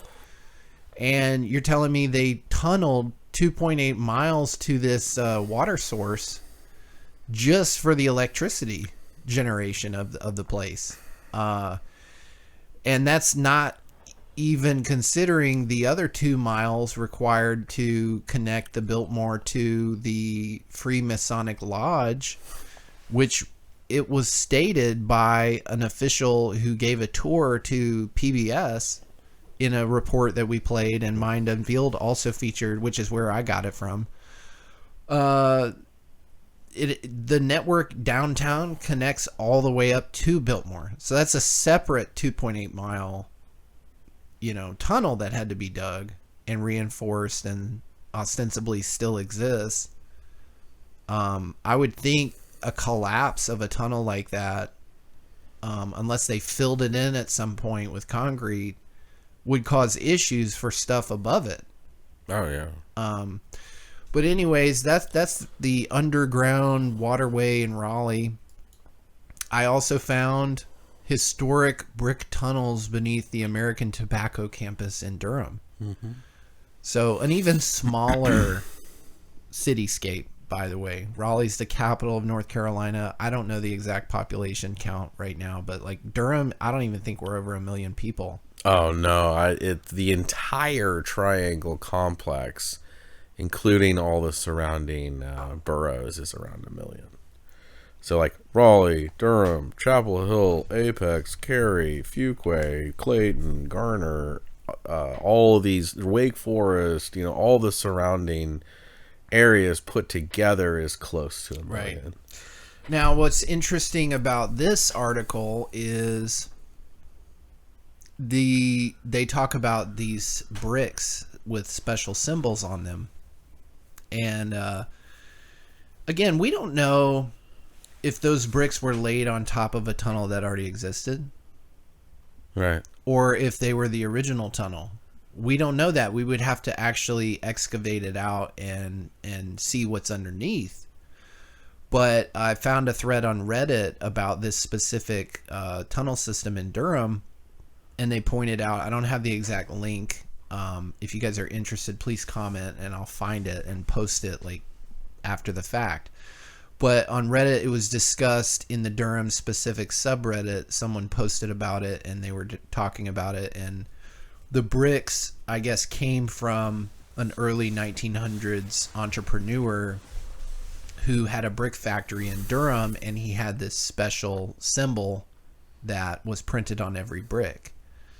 And, you know, I don't know. I can only read what's like public on Wikipedia, but that at least dates the bricks in the tunnel to the early 1900s. But again, my point earlier, you know, that doesn't mean that that tunnel was built then. No, it doesn't. It just means that perhaps the bricks were laid then. Yeah, it could be basically a facade over Yeah. an already existing. And if you were only structure, looking at the yeah. top of Tobacco Campus and not seeing the tunnels, you would be like, the foundation was poured whenever that was in the 2000s. You know what I Right. mean, for Tobacco Campus. So like Right. your frame of reference is only surface level deep. So, you know, I look at this and it makes me actually think about what infrastructure exists that we're not even allowed to know about. You know, and it's like, this is like a popular geocaching, urban explorer type setting, right? that topic and that activity has gone like, wow, parabolic since we began, basically. And I think the materialization of the Teenage Mutant Ninja Turtle situation. Man, that is a crystallization of so many different cross-pollinating memes right there. It's pretty amazing. Well, just the whole legend of Teenage Mutant Ninja Turtles to begin with is like you have basically aliens, Right? who are They're- mutated by the water supply, you know, living beneath our feet. right. And there are whole homeless civilizations that are known to inhabit these facets of our current infrastructure that are municipal in nature, you know, like Well, I mean, maintenance hallways and stuff like. There's all this space. right. And clearly this infrastructure was ubiquitous enough for H.G. Wells to think of it in a science fiction capacity in The Time Machine, right? This sort of underground civilization that basically Right. feasts on the sort of naive hordes on the surface. Right. And it's kind of like, whoa, like we are all hot and bothered about stuff that's happening above ground, which there's plenty of reason to be, but we don't even have one scintilla of a purview of the Right. kind of activities that could be going on subterranean. Right. So it's like underground world order, guys. Yeah. You know, because that's maybe how all kinds of stuff is transported in a way that distributes resources and powerful projects in a way that they're just literally unseen. You know, it's not all above ground, above sea traffic. It's subterranean. And a big, I guess, information thread that I've been following, it kind of part of the sweater of ignorance that I was wearing. You know, I start pulling this thread and I start becoming more naked as I pull the threads of this sweater. And one thread was fluoride. One thread was lost history or whatever. One thread might be Fake space. space. Another thread was deep underground military bases. And this was like probably my prerequisite to this whole subject of like found cities. City founders, like did they walk on top of the land and find a piece of wilderness and then, you know, call it Durham? Or was Durham this lost infrastructure that just had to be excavated a little bit more or something? You know, nobility was able to plant their flag on and say they founded because, you know, like a charter, a royal charter, like, you know, we commandeer you're these premises. You're the land of Charleston, you know, so you're Charles, and so you get to call it. Anyways, so it makes me think about that, the deep underground military bases. So like, this is like they're showing in this picture here on this article about the tunnels in Durham, a tunnel with a bunch of graffiti. So obviously, you know, you can find this area, you can get to it. You know, there's graffiti artists, there's geocachers, who knows who's down there, but like, this is the publicly available tunnel system. This is like the social media, like photoscape access for this kind of stuff now, and it's like there's probably 3, 4, 5, and 6 other layers deep. And I'm about to get to that. Like, so to tie it back to the fluoride subject a little bit, the head of the Federal Security Agency, which was the predecessor to the Department of Education, the Department of Public Health, all these federal agencies we've known and grown to love, used to be one big super entity called the Federal Security Agency. And the head of the Federal Security Agency is the guy who worked with Edward Bernays to bring about the fluoride subject and program. His name is Oscar Ewing. You can look him up. And I took a keen interest in this guy because he was mentioned in a book by Eustace Mullins called America Murder by Injection. Look that up. Eustace Mullins. And he mentioned Oscar Ewing as like the bureaucrat who was tasked with bringing the National Fluoride Program to be. And you're probably wondering at this point, how are we going to bring this back to the tunnel systems? Oscar, after he successfully brought this national program to be with Edward Bernays, he retired in Chapel Hill, North Carolina, and part of his biography is that in retirement, he worked with other government and corporate interests to bring about this thing called the Research Triangle Park. And talking about like looking through the world situation through the lens of the local situation, Research Triangle Park is this big like government public-private partnership that uses land zoning to define a specific area for economic development.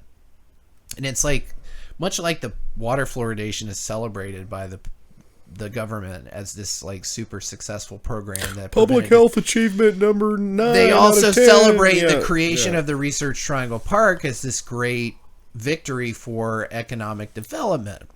And to tie this back to the infrastructure and the deep underground military bases, the found cities theme and potential, Research Triangle Park was like this. It was sold to the bureaucrats in North Carolina at the time as a great idea, partially because the office leasing profits could be distributed to the state universities.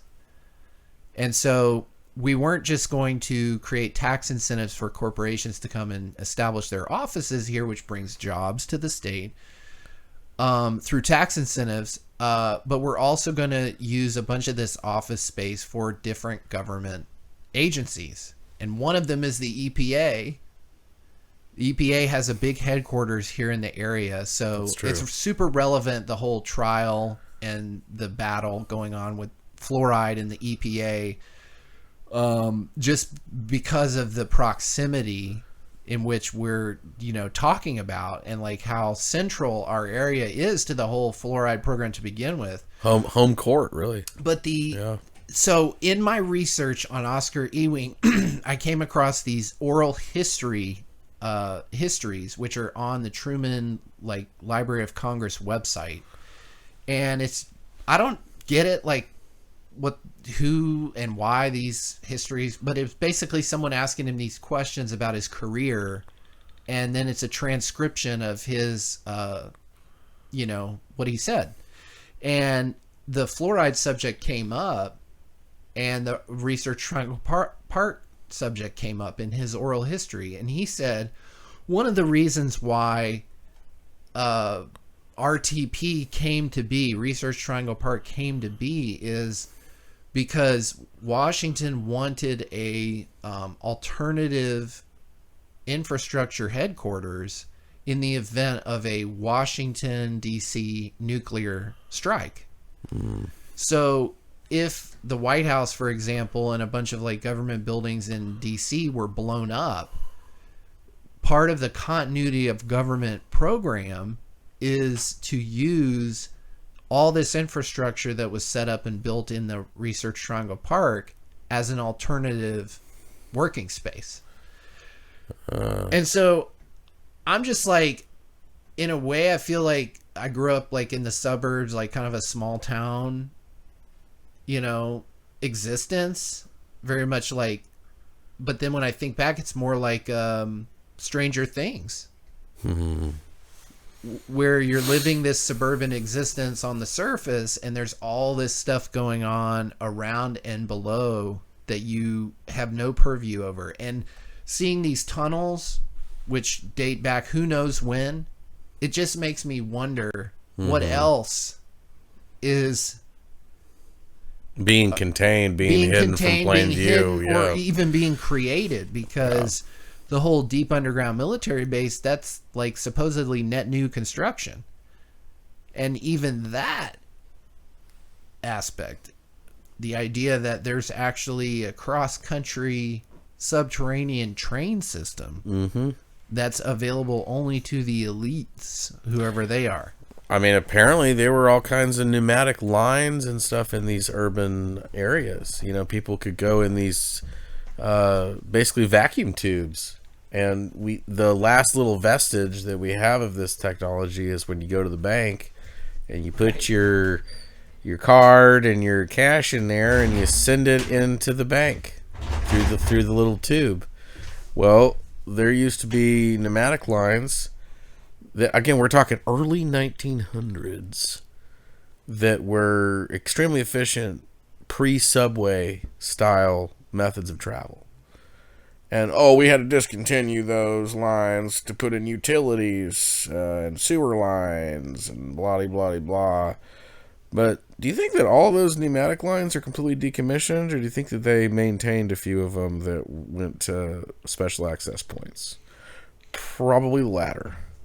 I don't think they discontinued all of those pneumatic lines. In fact, you see in the movie Kingsman a little bit of a revelation of the method on this note, where they go down this elevator it's like a special access point in the middle of this random field, and it goes down, and the scene lasts for like 5 minutes, and they're still going down in the elevator, right? And they get to this point, and the elevator opens up, and it's basically this super nicely kept special access pneumatic line, and then they can go into this incredibly complex, highfalutin military underground facility through this pneumatic line. And it's like a super special access point. And we're supposed to just think, oh yeah, that's purely fiction, and that's just Hollywood being wild and being fanciful. But it's or is that just a revelation of some of the method of secrecy and transport? We're that dealing still with exists? two ends here. On the one hand, there seems to be, and I'm playing a video on mute of like some erosion happening, and there's all these like sarcophagi just exposed, massive tombs, huge. Look at those stone. Oh, are there going to be regular sized people in there? It's a necropolis, but because those tombs look a lot bigger than regular people. I don't know. We have this dichotomy, I guess, of old infrastructure being found and uncovered that calls into question the mainstream historical narrative around architectural development. At the same time, we have what's presented to us as the pinnacle of today's architectural development, and it stands in contrast to a lot that is being uncovered. But then you have this question about, like, the technology is lost if we believe that what we're presented is the pinnacle.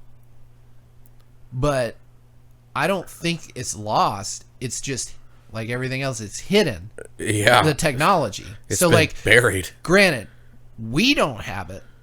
The people don't have it. Like, clearly, we can see that in modern day construction methods and initiatives. And of course, lots of excuses and dismissals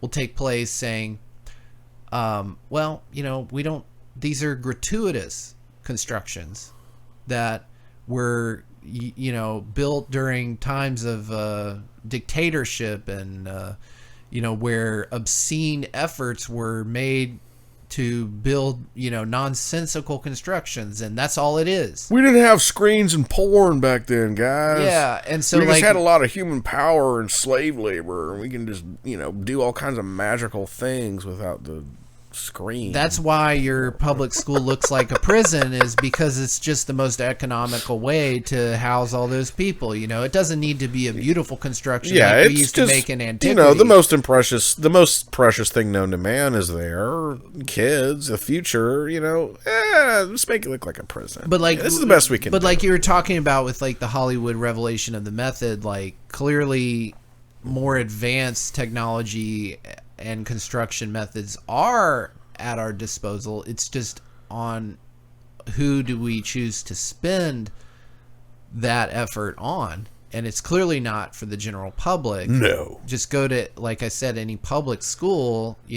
Children are they're the future, right? And this is how we reward them, with an environment that's like not too far off of a prison. No, it's really not. So, but like the deep underground military base, I've heard other, quote unquote whistleblowers talk about the advanced technology that they do have to excavate and build underground. Like our drilling capacity is not what they're telling us. Oh no. So like we're supposed to believe the deepest we've ever drilled is 8 miles in Russia. Right, for oil, which is, a proof point about the lack of information we have around the center of the earth. Oh, well, but that's certainly. Only if we believe that is true. Well, yeah, we're supposed to believe that it's just a giant, basically rock sheath surrounding softer and softer sheaths until we get to a big magma ball, through which all of the tendrils of volcanoes and stuff are connected, and due to seismic activity, somehow that magma gets shaken up, and it gets spurted out here and there and the other place. But we're basically on the outer edge of a giant fire magma ball. It's total poppycock. There's no evidence for that, but it's a model that's forced down our throat. Yeah. 8 miles, that's for industrial oil exploration.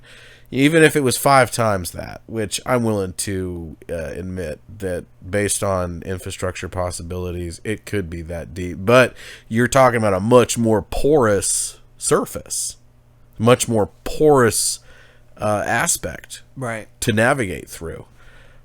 So it's not just this, crust that we're supposed to accept in the current model, that there's a lot more to it. And there's a lot more mystery than meets the eye, and runs counter to the textbook hegemonic purview that we're given. Yeah. Oh, we figured it all out, guys. We know exactly what's going on 1,700 miles beneath our feet. It's a giant lava ball. It's like maybe we can think outside of balls for a second. That would be nice, because it's clearly much more complex than that.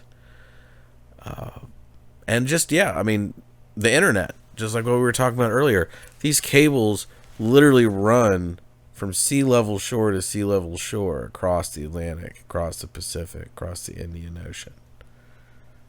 It's forensic level non-convexity, because that's the way water behaves. Gravity, all of this gobbledygook that's just been, again, forced down our throats. We're just kind of supposed to believe that, we can notice a certain rate of acceleration on the surface, therefore it must be the result of this crazy attractive universal force that's being emitted or being channeled through the center of a molten magma ball, because that's the only purview that we have. Did you hear we're going to be landing on the moon again soon? Oh, of course. I think maybe they'll try and improve the phone reception resolution. But I don't know how they could possibly improve on an instantaneous real-time conversation to the White House. I mean, that was some really high-tech stuff. Hey, speaking of calls... Where can I get that reception, guys? Speaking of calls and reception, we have a caller. Word. In the queue. Area code 775. I'm going to drop you in the queue if you don't mind stating your pseudonym or name, where you're calling from, and how you found Zetetic.news, and then what you would like to talk about. Where can I get that reception? Speaking of calls. Oh, you must be calling from the moon. Are you calling from the moon?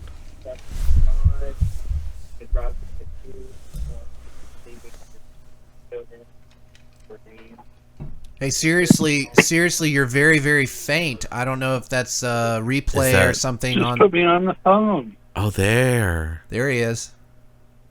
I hear you now. Oh, bring me on. You're on, buddy. Beam me up. Are you calling from the moon? I think you might need to turn your computer down. I'm getting an echo. Seriously, you're very, very faint. I don't know if that's... Oh, I'm very faint? I think we're hearing what you just told him. It's a little bit of a delay. Okay. Hey, there you guys are. Let me mute my...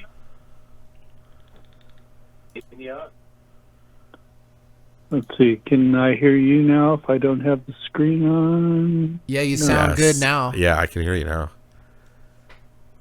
Well, I turned it off and...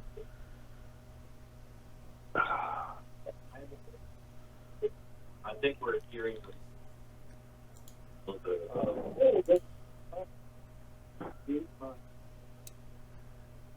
Testing. You Can are you hear live. us I can't okay? hear you on my phone.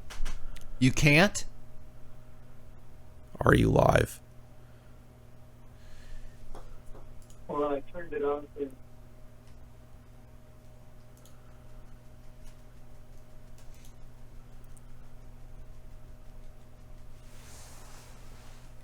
Some kind of delay, I think, going on there.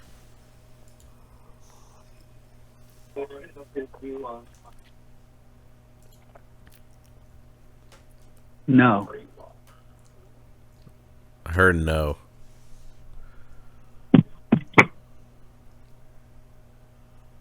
Caller 775. This is an audio check. We're clearly having some difficulty coming through in getting live some time. echoes. Yeah. Can you hear this?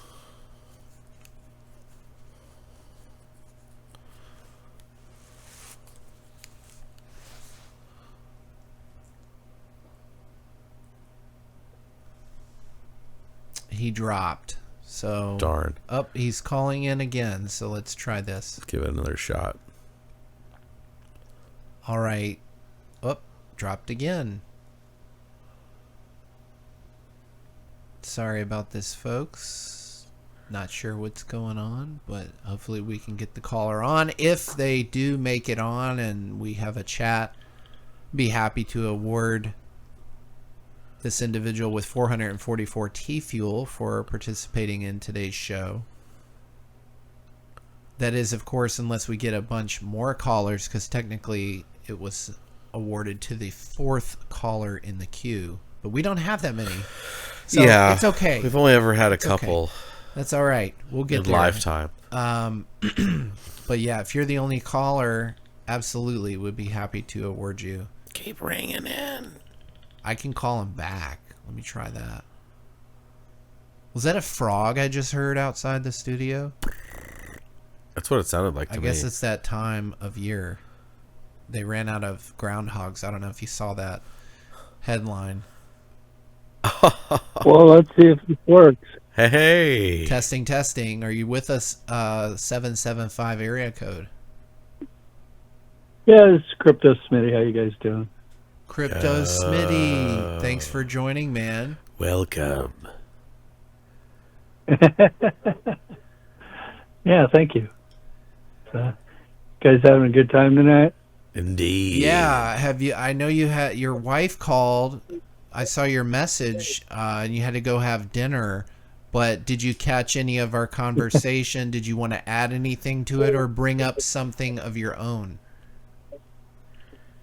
Well, let's see. Hold on, let me mute this thing because having both streams go is horrible.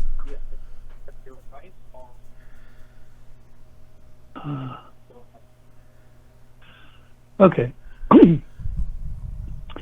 Let's see. I mentioned something earlier in this stream here. What was it? You guys are talking about missing technologies and that sort of thing. And are you guys familiar with the water engines that people that have had water-fired internal combustion engines?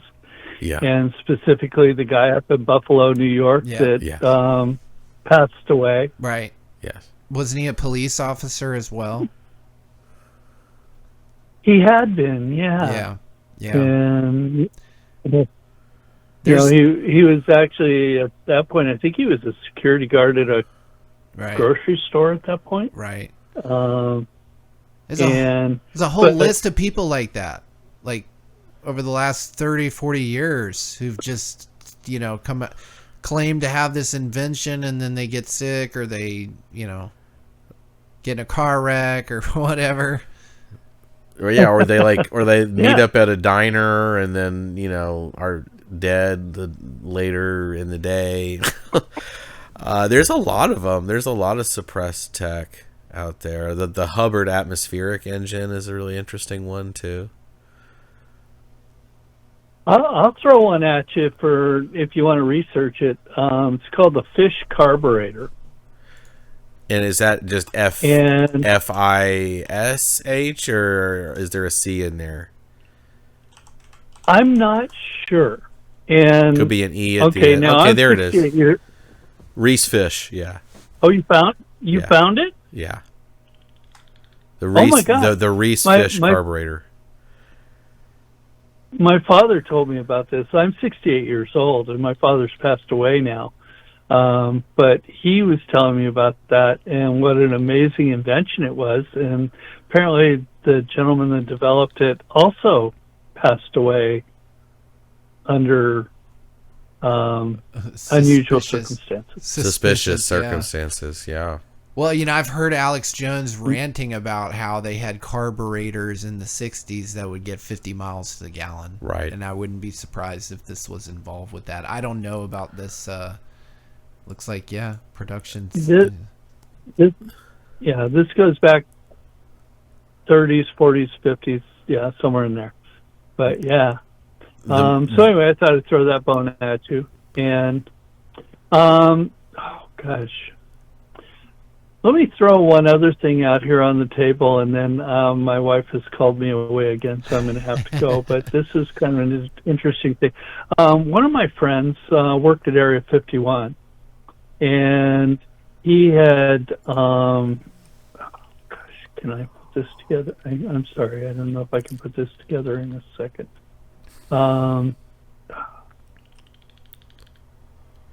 He sent me a video this week. Let's see if I can find it real Drop it in the quick. chat if you come up with it. Yeah, I will. Talking about a woman that and her. Okay, he actually did. I mean, he verifies that we did know Evie. He was physically present for that. EBE is the extraterrestrial body, the one that survived the Roswell crash. And let's see. So he's familiar with a lot of this, but he's older than me, and he won't break his NDAs, but when stuff comes into the public domain that's correct, I end up getting notified.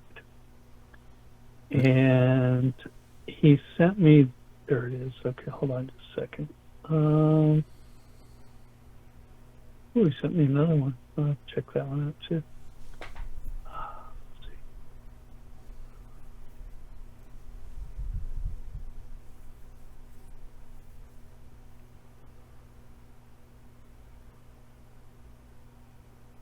This was about, there's a woman that had, I'm in the wrong, that's the wrong one. Oh, I know her. Sorry, I don't mean to hold you up, guys. Apologize. No, we're waiting, interested in this insight here regarding the physical bodied presence that your friend purports pertaining to the ET entities. Okay, now here's a woman that had claims to have had an experience and with meeting. Okay, here, let me get the, where's the share? Here we go. Copy.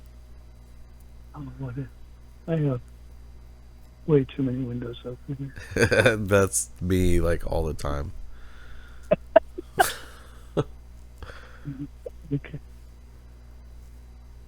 Take it over here. Pardon my French.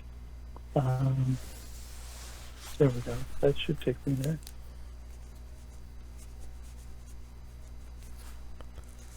Okay, if I drop it on CNN, you'll get it. Yeah, or in the chat, the live chat.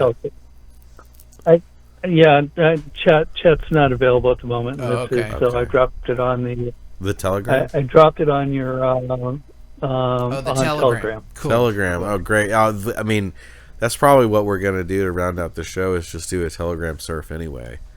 So, we'd love to come up with that testimony. You got to check this out. This woman claims to have actually piloted craft, been contacted at age 14, taken up, and they asked her, well, what do you want? She says, well, I'd like to learn how to fly your stuff. And they said, well, okay. And it's actually, I mean, it sounds credible, and B, the fact of who it came from, I'm going to guess that it is. But you can make your own judgments, but I think you'll find it interesting. We'll check it out. We got your link down So, here. Let's Anyway, see. Flight school. I've made my contribution to the show, and my wife is calling me, so Okay. I got to run. All right, we'll get up. Cool. Give me your address Yeah, on thanks for that. Telegram, and I'll get you the 444 T fuel. Absolutely. Thank you for joining and sharing that. Crypto Smitty brings up a good point. We have a Telegram channel. It's probably our most active channel. It's probably got like a 50 or 60 impressions, news impressions on there every day. Right. So, yeah, I need to like rep or spread the channel into one of these forums and see if we can get some more By traction. the way, your channel rocks. I don't go there enough. Thank you. Because actually, it's overwhelming sometimes. You have so That's much. good to hear. Thank you. As Art Bell said, it's a quickening, and you can only handle so much. Oh yeah. I mean, we True. feel like that on our shows is like, at the rate we do them a month, once a month if we're lucky. There's just so much we could talk about, even though we do 3 or sometimes more longer shows. It's not enough time to talk about everything that really needs to be talked about. Hopefully, in this next cycle, we got Theta and T Fuel, following the flagship and perhaps even outperforming it here in the next 18 months. Yeah, we could get on board to do more rundowns more frequently. Right. Because That'd be wonderful. there's always so gentlemen, I much gotta run. information. Have a good evening. Thank you so much. Thanks for joining. Yeah, no, I mean, And I'll catch you up with that address tomorrow. okay, great. Great. Yeah, no, he brings up a good point. I mean, and you do as well. The frequency of posting on Telegram is just so easy. It's so easy. It really is a good kind of info rundown outlet for some of our information. And you get different admins in there with different points of view, including myself and a few others. But there's a pretty wide variety of perspectives. Yeah, and I just like how it's organized, Yeah. like with the channels, like Twitter. You can have followers and whatnot, but like someone could have thousands of followers, and even though they're subscribed to you, it can get kind of lost in the mix. Whereas Right. here, you have defined channels. They can be chat channels or not chat channels, where people can contribute and ask questions and make comments and whatnot, or sometimes they're locked down and it's just like the links that they want to promote. We see it as a discussion forum. Maybe someday there will be some kind of integration with our website. The reality is people are not going to our website yet.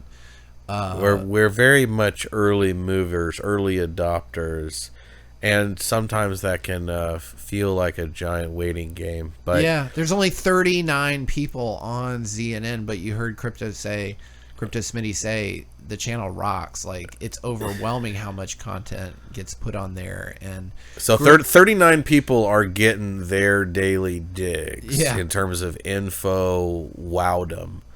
So, and granted, it's not original content that we're posting either. It's just it's reposts stuff that's on our mind. It's often that we're coming across discussion fodder for these shows, which are original content. Yeah. But to your point earlier, in this next cycle, I'm definitely going to be more aggressive in how I use the T-Fuel generation facilities that we have at ZNN, being a stakeholder, having been a stakeholder, and in the next move, we might be able to buy, for example, services for slicing and dicing all the shows that we've had, and sharing original, more professionally cut and produced snippets and pieces and shorts to really, because the Zetetic.news network is we need a network effect. Like, the more people who come in and digest and enjoy and share the content, the better. But like the way that's going to happen is with more short form pieces, I think. Yeah, well, like that kind of viral type material. Yeah. And it's just a bandwidth. It's a bandwidth issue. And a sort of mining commitment issue too, because we've got over 150 hours of material, and we cover a dozen different topics regularly. So distilling and compiling all of that content does take some time, and that would be a great application of something like an AI Telegram or an AI capacity that could go into our videos and just like just kind of auto generate all the different clips that have a continuity frame of reference. Yeah, I mean, I'm not anti AI. No, it's just a derivation of our own algorithms, right? I mean, but like if AI can semantically understand all 150 hours of our content, that would be amazing, and pick out the different thematic threads that we weave, and then automatically generate short form and even create animations that incorporate the news articles that we have posted or referenced with perhaps generatively AI created animations that coincide to articulate the points that we're making, to flesh out the narration that we're having, and that actually is probably a pretty good topic for us to a little bit drill into, because I was having a conversation today about and we were having some of this offline, the whole the speed of development of this. It's happening super fast. I mean, I remember when it was first coming out, really about this time last year, and it was the whole like super insta response GPT stuff, and now it has metastasized into full on high def videos. Because like you have music, like I highlighted a couple of these points to my wife earlier today. And we touched on it a little bit offline, the whole ethical framework. Like, we need ethical AI. Well, what is that exactly? Because now there are, for example, I've mentioned it before, I'm a bit of a Michael Jackson fan. So I've come across these YouTube channels, which are simply AI generated Michael Jackson songs, where, for example, it's a song that he sang as a child, but the AI's been trained to sing it as a 40-year-old Michael, so in his adult years. Wow. Or I've seen Bruno Mars singing so-and-so's song, or Whitney Houston singing a song that she never sung before. Right. And so like now there's IP issues at play. Like, okay, so your AI is monetizing my IP by training the AI to mimic my IP and then repurpose it. Yeah. Or like New York Times is suing OpenAI because there are now people writing articles with ChatGPT that was trained on New York Times publicly facing content. And they're like, where's my cut of the money that you're making off of providing that service? So that's a big old bag of worms. Huge right there. Pandora's box has been opened. But like obviously the power of it is very alluring. The whole like digital rendering of video with celebrity likeness in real time. I mean, it's going to get to the point where you're going to be able to create your own Bruce Willis action film without having anything but an AI generator, script writer kind of content, and then you're going to be able to monetize that without the need for production crews and all this kind of stuff. And it's like, Hollywood's dead. So they're in trouble. Hollywood is in big trouble with this stuff. Hollywood will become, which is great. like Hollywood will basically be bought up by this tech AI companies. That's exactly right, because they'll have the access to all the actors' rights and the shots and the cinematography, and that's why Theta, and the music. Theta, they're all in bed with CAA, and that's going to get dovetailed in with the games. So you're going to have fully 100%. immersive movie-like gameplay, right, that's based on a script that you could write. I mean, and that's pretty advanced, guys. And I brought this up to my wife earlier today, and I've referenced it on prior shows talking about this subject. The episode of Black Mirror called Jonah's Awful or something like that. Right. Where this woman, she's a corporate HR person, and she was or a manager, and she was responsible for firing somebody who was supposedly her friend, and it was this big drama, and it happened in her day-to-day life. Then she goes home and watches I forget what the analog to Netflix was. They had it was clearly a Netflix like copycat in the show, but anyways, right. she watches this episode with her beau, and it's her. Yeah. It's her doing exactly what she did that day, and it wasn't just her watching it, but everybody was watching it that knew her that night. They were all watching the same program, and so then she was defamed.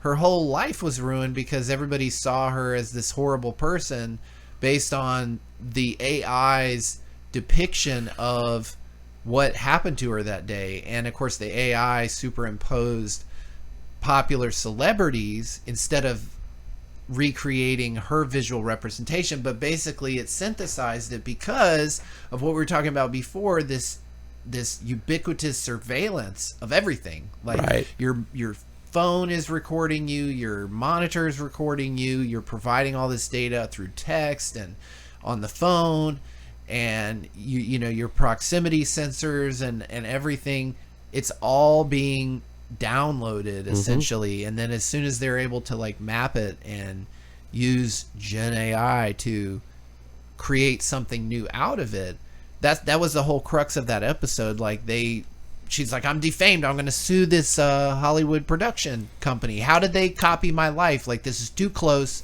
to my life, I'm gonna sue them. She ended up in a server room right in the episode with a bunch of computers. And that's who are you gonna hold accountable? Exactly. Right. This is all like, AI generated, right, based on surveillance footage. Captain America, whatever that movie was, that Marvel movie with Captain America where he ends up in the old Nazi computer room. right.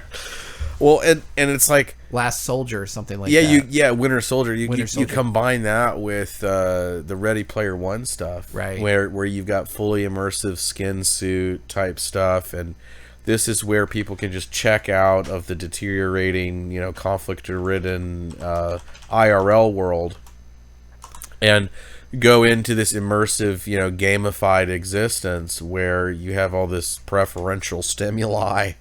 Where you just reside. Who cares about family formation and kids when you can live out a superstar existence in your full AR VR rendered skin suit existence. And this is the kind of substitute reality that they've been building, and it is now on an exponential growth curve, and it in accordance with Metcalfe's law, the networking effect for this kind of stuff is gonna dwarf Google. It's gonna dwarf the Internet 1.0 that we've that's birthed this. Well, now with the Apple Vision, I think Apple Vision came out since our last show. Yeah, this is a literal distillation of everything we've been talking about, and it's now. Because they first kind of tried the whole Google Glass kind of, lame stream sort of rollout of that. And now it's just like, we're just going to copy Ready Player One prototype. And it's literally... It's out of Black Mirror. It's out of Black Mirror. The only difference is, in Black Mirror, it's more advanced. Yeah, it's even more advanced. You're not even wearing anything. You're not even wearing anything. But this is like...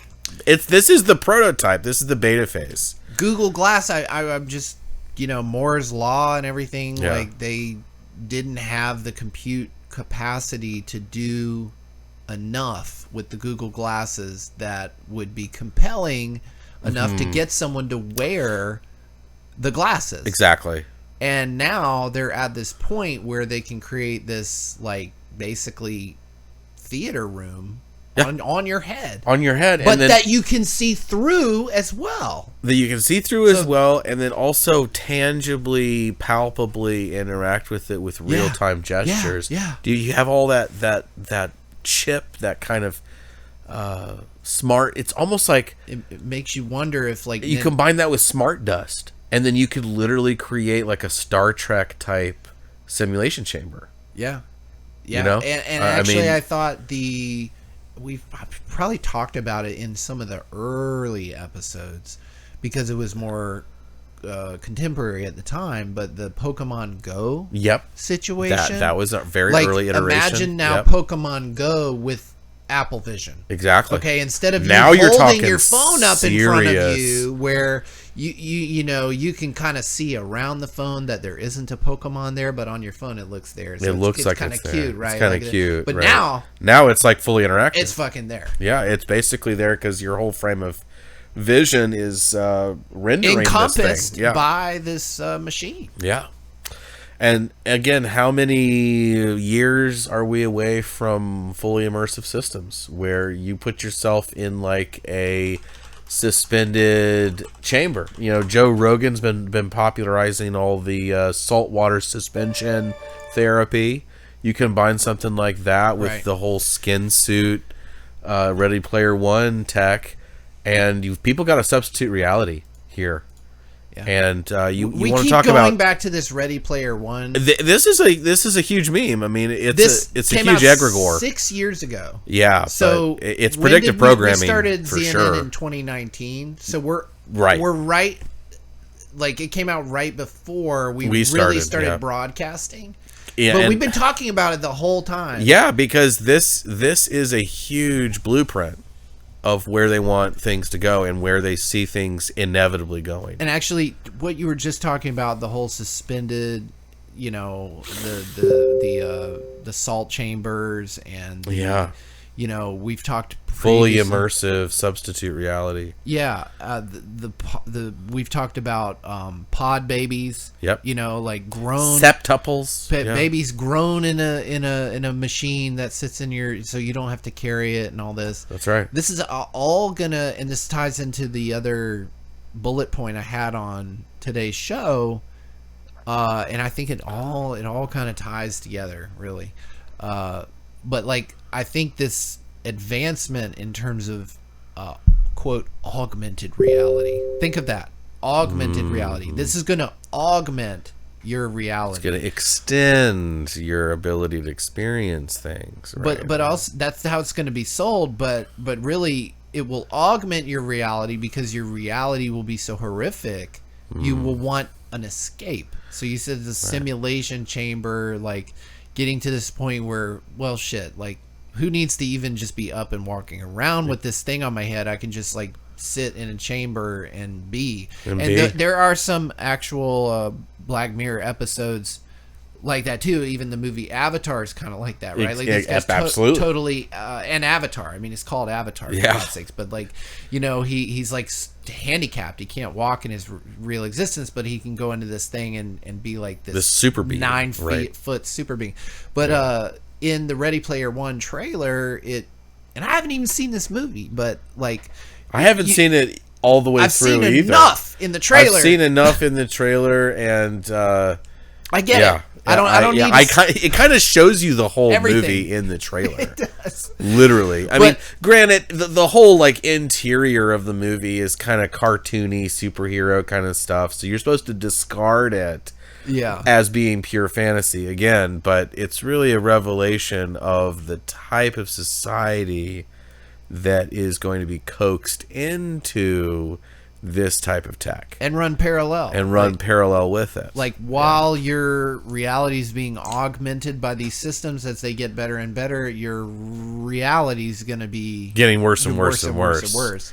So which is exactly the egregore they're trying to push here. Right. Is, just surrender the real world to us power brokers, us people who have all the resources and capabilities to govern things, and you can enjoy your little pod over the washing machine.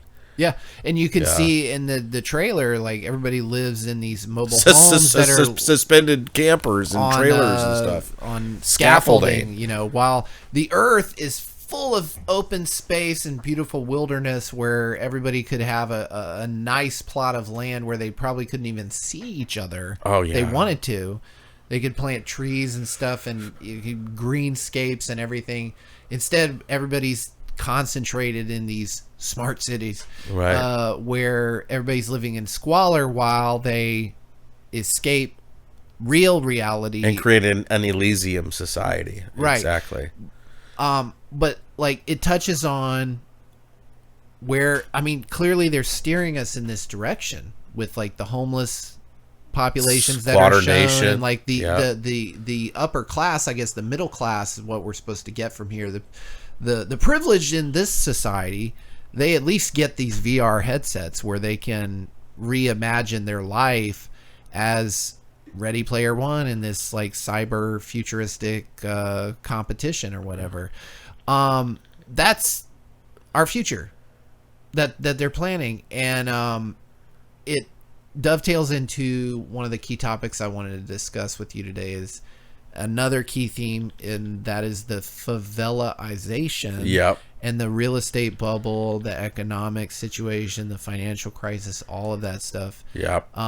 There were a couple key things we shared back and forth between today and our last show around this. One of them was the and I'm showing a news report on Fox News. Atlanta, the city of Atlanta passes ordinances to deter homeless from seeking shelter at Hartsfield-Jackson International Airport. And this speaks to, like, again, this whole glut of infrastructure that's out there.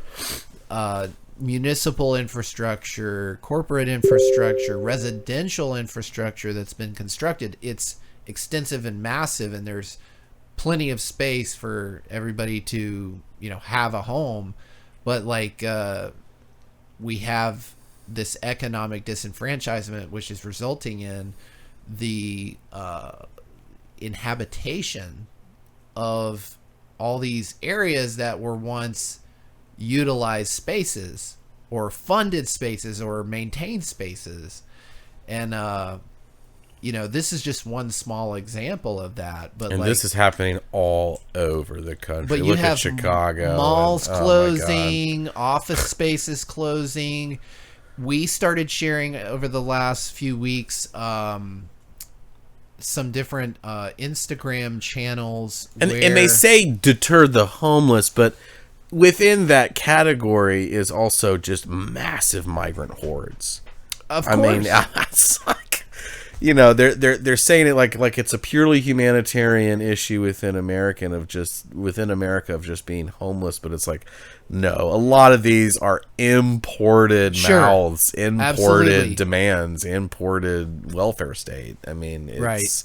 Yeah, they're getting handing out $10,000 and stuff to all these random people funny with no to see check. I mean, it's unbelievable. As we approach Unreal. this selection 2024 season, it's been funny to see the about face by the Biden administration with respect to the border, because Trump was this Mexican-hating racist, xenophobic. Yeah. Oh, but like, I don't even think they're just.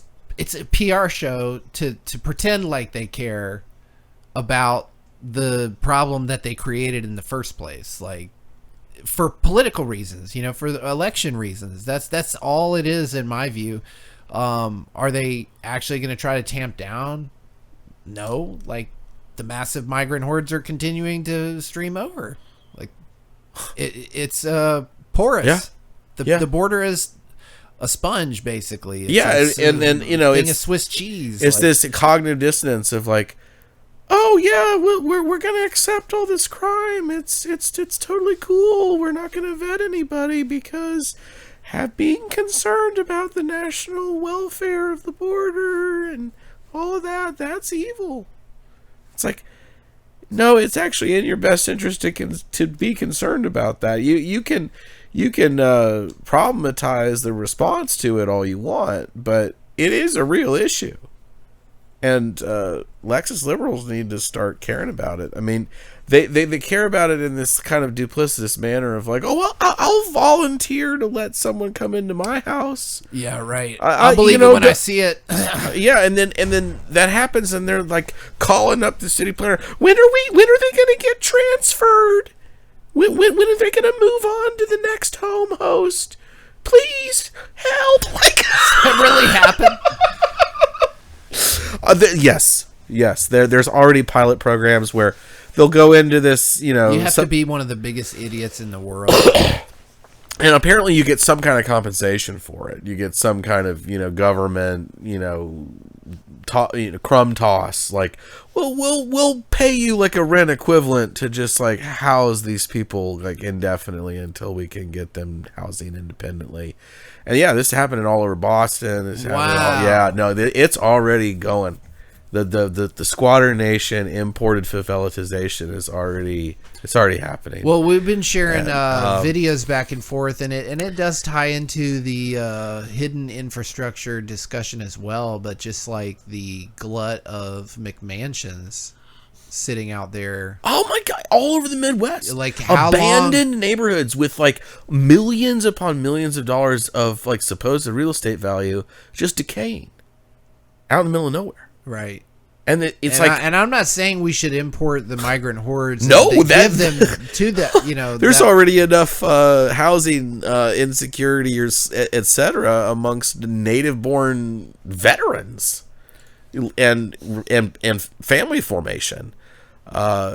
Heritage populations here that are like, stymied basically by this, Blackstone, FedRes, REIT, Airbnb, stranglehold over the inventory. I mean, it's like you look at some of these areas in Florida and some of these hotbed sort of tourist locations where it's like 75% of the Airbnbs don't even get a single occupant all year. It's basically like a tax haven for like a huge real estate investment trust or something to just, we do have a short-term rental here. Don't tax us like we're non-residents. Like the whole WeWork company that blew up in value and then went bankrupt. And just went bankrupt. Exactly. And so that's I feel like that kind of activity is just like living off the fumes of the bubble. It absolutely is. And you could see Airbnb bankrupt by the end of the decade, I would say. I'd say eventually these people are going to have to liquidate because maintenance and insurance, all this kind of stuff is going up like everything else. And so that reminds me. What's going to keep these people from just mass liquidating at some point? Because they have to. And it's like, there's not going to be any qualified buyers for these properties at current values. Where's it all going to go? That reminds me, insurance companies in North Carolina ask for a 42.2% rate increase for homeowners insurance. And if you guys aren't aware, oh man, the state regulates these things, and the companies have to basically go and request a rate, and then it gets deliberated upon and approved or denied. I do think that they denied this rate, but to me, it's an Overton window type of situation. Absolutely. Like, I'm gonna, as a salesperson, you would always ask for more than you think you'll get, hoping that they land somewhere above your minimum ask. Exactly. Right? So like they don't necessarily expect to get 42%, but like they'll be maybe happy if they get 30%. Exactly. But what is reasonable? Neither one. Exactly. Neither one. It's still price fixing. But they want it to appear reasonable by, oh, well, we asked for this much, but we only got this much, so we actually got screwed. Right. These insurance, we we still have a long way to go to get to fair value for what we need for our revenue. But we've been trading videos on that situation, the favela-ization, the squatter nation, so to speak. But it calls to mind again the Teenage Mutant Ninjew turtle sewer system in New York, and all this infrastructure that is just sitting there decaying. Bro found old York, exactly. There's some good video. There's a Decaying Midwest on Instagram. They've got some good videos where it's urban exploring. You're not supposed to be in these locations. It's technically trespassing, but nobody's really minding them. However, they've got some really interesting videos of supposedly underground facilities where the power's on. Yeah. And some people have explained well, in order for this the property's still owned by somebody, it's just not profitable. But in order for it to still be insured and not be a total liability for the person, they have to have some minimum amount of maintenance. So they might keep some of the power on or things like this, have cameras on the location to protect it or whatever. But a lot of this stuff is really creepy, very spooky. It's spooky, and it's how much infrastructure is there like this anyway? I mean, it's wild, and these are just small little clips too. Full length investigations, and Well, you sent me. Was it Nellie's house? Yeah, Nellie's, or it was. I think it was Michael Jordan's old mansion that's just abandoned outside of Chicago. Crazy. It's this sprawling 15,000 square foot mansion, which is probably low digs on the hierarchy in terms of what he still has access to. This is probably his dump shack, basically. Right.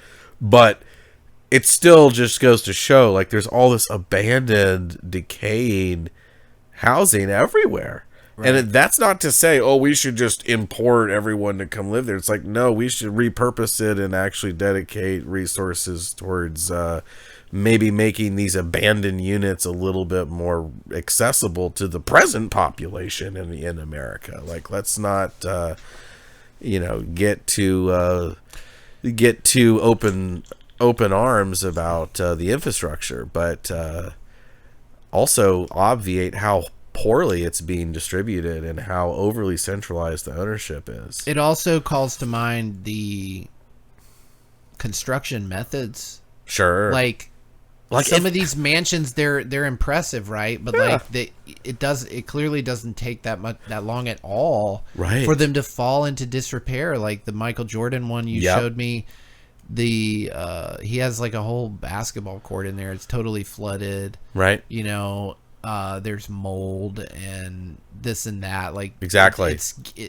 But meanwhile, you have these structures from antiquity lasting hundreds of years, and they're largely fine. Yeah, and it's they're still structurally sound. They're not totally lost cause projects. And in fact, one could argue that some of the structures we're currently inhabiting are just renovations of these older structures. The bones are actually so good that we just renovated on top of it. Yeah, some of the larger buildings, and then just some of the inexplicable, jaw-dropping demolitions of things that clearly did not need to be demolished. The old Vanderbilt mansions on Madison Avenue, for example. If you look into the history of how those mansions and who they got passed on to, and what purposes the current construction there is, and it's all just a bunch of warehouses to sell overpriced goods and stuff. And it's where did the craftsmanship go? Is this really just a complete lowest common denominator, race to the bottom profit over people kind of thing, or is there something a little bit more eye-opening to be had here?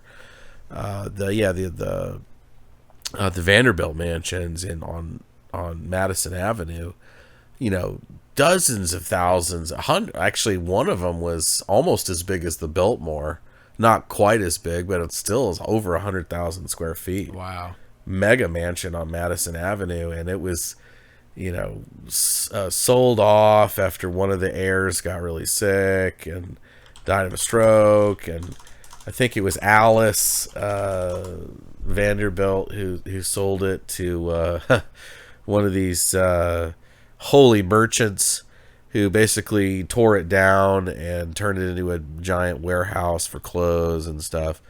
But yeah, that craftsmanship is just lost to history. And we get all these silly explanations like, oh, it had to be, there was too many repairs. It had to be renovated too much. So we have to just completely destroy it. Like, you could easily turn it part of it into a museum. It costs money to destroy it. It costs a lot. You could at least sell it for $1. Seriously. Instead of spending however much money, thousands, millions of dollars to demolish it. Oh, millions upon millions to demolish it and then put something, totally garbage, just a box basically there and instead. Like, the example I'm thinking of is Bergman Dwarf or something. It's like a really expensive department store that stands there where the old Vanderbilt mansions used to be, and it's like, this is just a warehouse. It basically shows the trajectory of values in the American elite, going from like apparently unparalleled architectural excellence and the feat to build these things therein to, we just care about the bottom line. We just care about profit, and Right. We don't actually give a rat's ass about craftsmanship or lasting constructions at all. And it's just not feasible to do that anymore. And we're just going to make money and sell overpriced goods. Like that turn of events supposedly happened in a period of like 10 years. Right. All of a sudden, the American elite went from, oh yeah, the Gilded Age, and we have billions of dollars, so let's just pop a irreplicable mansion over here and a completely unprecedented construction over there, and then 10 years later it was, all that is ridiculous and stupid. We just need profit now. That's and the thing that doesn't match up, is like, we're supposedly at this level of technological super wealth or development something. and super wealth. But yet, when you look at all the millionaire and billionaires' mansions, they suck compared to the 1920s mansions. They're nice, right? But they still suck. They still suck compared to like the Vanderbilt mansions of the 1920s. Right. And, some of these rap stars are supposedly, adjusted for inflation, in the same currency, wealthier Right. than some of those heirs were just 110 years ago. So, what happened? Is it just all about money? Right. I don't think so. Oh, the Queen of Versailles is a great little glimpse into this. Because this guy was supposedly building this mega mansion that was supposed to rival these huge palaces for like over a decade, and he went bankrupt? So this guy's like, I mean, if you watch any of the show, he's clearly some sort of megalomaniac. Yeah. And he's intoxicated by his own wealth. Yes, he has wealth. He has millions of dollars, but like in the grand scheme of things, he is a nobody in terms of overall wealth. He's like a timeshare and a casino owner. Right. Like that doesn't even rank up there anywhere close. Like even the public list. Right. The Bill Gates, the Jeff Bezos, they're not that rich. They really aren't, compared to, the usual suspects and the black nobility, which we'll probably never know. And yet he's like a lot of wannabe trillionaires, maniacally focused on having the biggest and the best construction to park his sorry ass.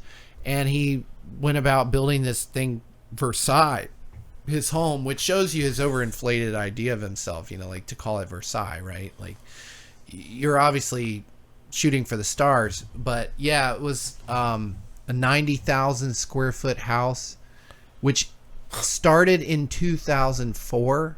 Okay, it's today. We're 20 years later. He's gonna die. Yeah, and this will not be done. No, and I think this is with modern equipment, modern wealth, modern everything. He spent over $100 million on it. Well now, over. Part of the time between 2004 and now, was the financial crisis, and I think construction was paused. But regardless, this is the best $100 million can buy, or even $200 million. It's only half the size of the Biltmore. Of the Biltmore, and it's actually a kind of a fuzzy math type of situation. This is part of the history in terms of trying to calculate, well, what is $1 in the late 1800s when Biltmore was supposedly started, right? Right. Because pre-1913, right, you can't really, you can go adjust for inflation post-1913.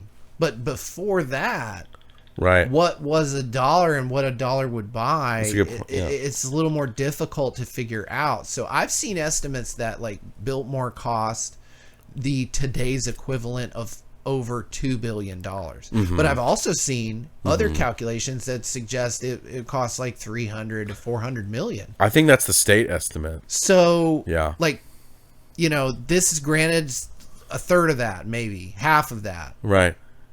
But it's not even close to the quality of materials and grandeur. Even though it's half the size, it's Bobo construction, right? The materials alone, don't even pale in comparison. They literally don't even begin to compare in terms of resiliency and quality and this is not like the 90,000 square foot that exists. It's not even equivalent, and it's not even finished. It's not even finished, but like we were talking about before, you got at least 4, 5, 6, 7 miles of underground tunnel systems extending off of Biltmore. So, clearly the dollar went a lot further back then. A million times farther?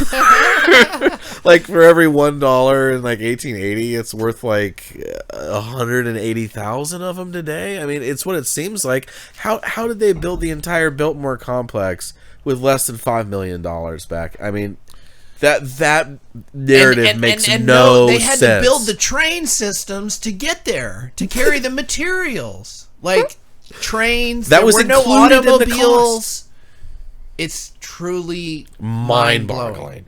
Yeah, and here's a modern example of someone trying to do a lavish construction, and here we are 20 years later making a reality show about how much of a shit show it is.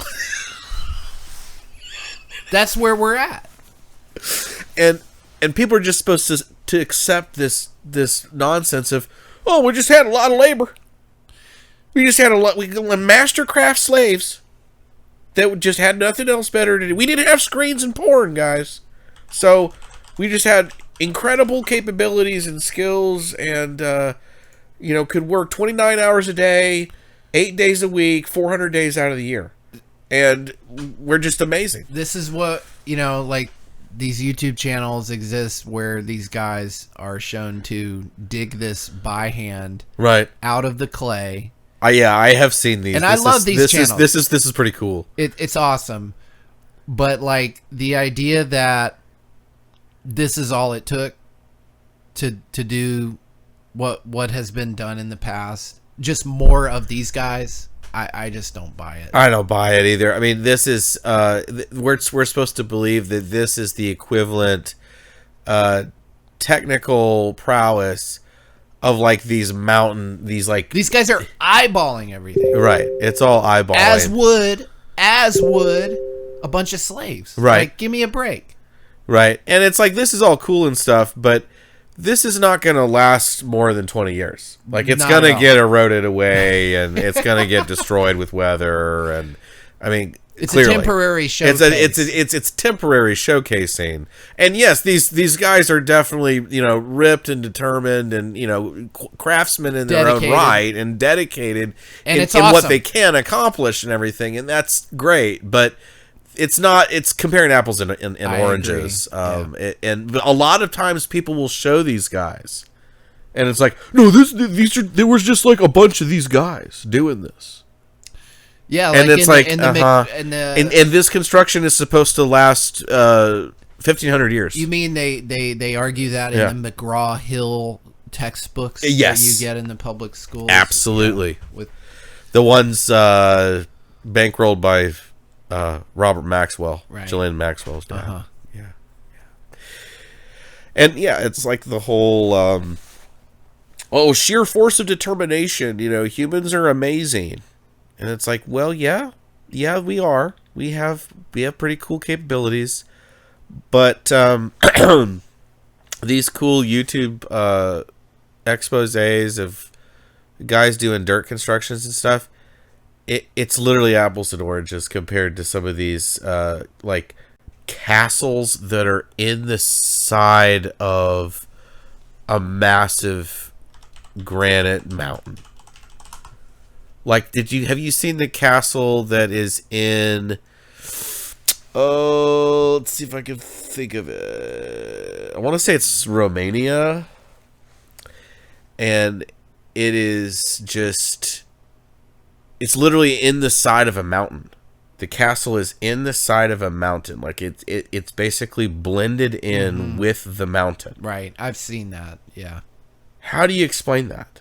They supposedly constructed that in the 1400s or 1500s or something. And it's just still there, like a museum. People just stroll in there, and it's a castle built in the side of the mountain. We're just supposed to believe it's just people with like chisels. Hard work, determination. Awesome, sure. Yeah, I would love to see them try to do hard work and determination. Just like Elon Musk being like, I want a Biltmore replica. I'll dedicate $5 billion. Can y'all do it for $5 billion? They couldn't do it. I guarantee you they could not do an exact replica in another mountainous region randomly in the world. An exact replica of Biltmore. They couldn't do it for $5 billion. No. There's no way. So, if you can't do it for $5 billion, how about $50 billion? Elon Musk and Bill Gates should be able to pool some money to show that it's possible. Well, we're wiser now, and we're not going to spend $1 trillion on a pyramid, that just buries the dead. We're wiser now. That's what they'll say as to why they haven't done that. And George Washington was black. I mean, Google AI has informed us of the true nature of the founding fathers, guys. The flight school mention seems pretty interesting. I'd like to get into that and see what the caller was talking about. I mean, I'm totally open to the idea that there are other entities far beyond the charted realm that we have today. And they have sophisticated transport tech. Yeah, I'll check out that link. And maybe we'll talk about it on the next show. Absolutely, Teenage Mutant Ninja Turtles could exist. Beneath us, beyond us. I will obviously be skeptic of any whistleblower who says that they saw an entity and it was this kind of entity. And for me, it's like maybe they did see something, but it doesn't mean that it came from some intergalactic spaceship guerrillions. That's what miles I'm getting away. to is they call them EBEs. What do they call it? Extraterrestrial biological entities. Yeah, EBEs. Yeah. Again, we had a whole show on extraterrestrial. The word itself being sort of indicative that it's not beyond the realm we're in. It's just outside of the terrestrial realm that we have charted. Right. Or that it could be from land that's extra. Yeah. You know, just extra land. Extra terra in firma. comparison Right. to what we know to be charted. Right. And we also know they do all kinds of weird fucking animal human experiments. That's part of it too. So I don't know that it's some extra dimensional being, or maybe it's a artificially created entity. Right. Maybe it's a clone of some kind, or some kind of hybrid being that they created for a specific purpose. Yeah. I've heard different whistleblowers talk about the quote greys as having, they were basically biological machines. They're basically robots. Basically androborgs. Yeah. So I don't discount that at all. I don't discount that either, because it could be just a bad experiment let loose. Yeah. A little bit. And for all we know, our present human iteration is a experiment. Well, one of the let loose. One of the one of the guests we had on our show multiple times, Dutch, is what he goes by. He mentioned to me one time that the UFOs, that technology was mainly used for surveillance of the population. So, that would just hover indefinitely and traverse above for super speeds. Yep. And they were inhabited by greys because they are basically machines, is what he said. He's like, synthetic entities. They couldn't get a willing participant to just surveil all the time in one of these machines, so they created these machines, a sort of bio-Borg synthetic entity. Yeah, I totally just be able to have enough functionality to pilot one of these things.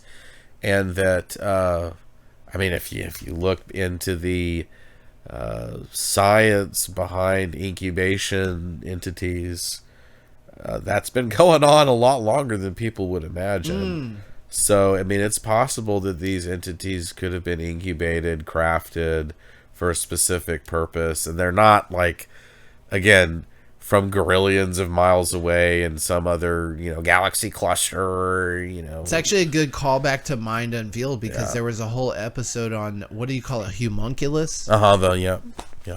And that's like the artificially created man, right? Yes. And So there's all kinds of images of, Lord and Savior JC as a homunculus from over 600 years ago. The idea of a artificially created bio entity that, like, is under somehow, like, our dominion, that's not a new idea. No, it's actually perhaps as old as time as we know it, which calls into question our chronology as a species.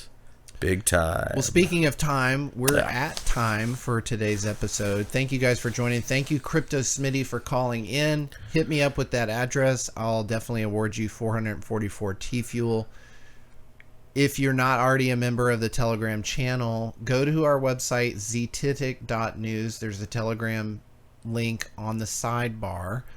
Don't forget to bookmark our website, subscribe to the channel, comment down below, and share the content if you like it. And if you'd like to be a contributor, look out for our next stream that we'll do probably in a few weeks. And you can perhaps win that 444 fuel for yourself, or you can just contribute by submitting links, thoughts, suggestions on the Telegram channel. That's where we're going to read it most. We're also on Instagram and, of course, YouTube and a couple other platforms, but we monitor Telegram every single day, and there's, like Xavier said, 40, 50 articles. I don't know if it's that many per day. At least 10 per day. At least 15, yeah. That's a great resource and open channel of communication with us if you have ideas for the show and how we might be able to improve. Until then, y'all stay safe. Hope you enjoyed it, and peace out. Adios.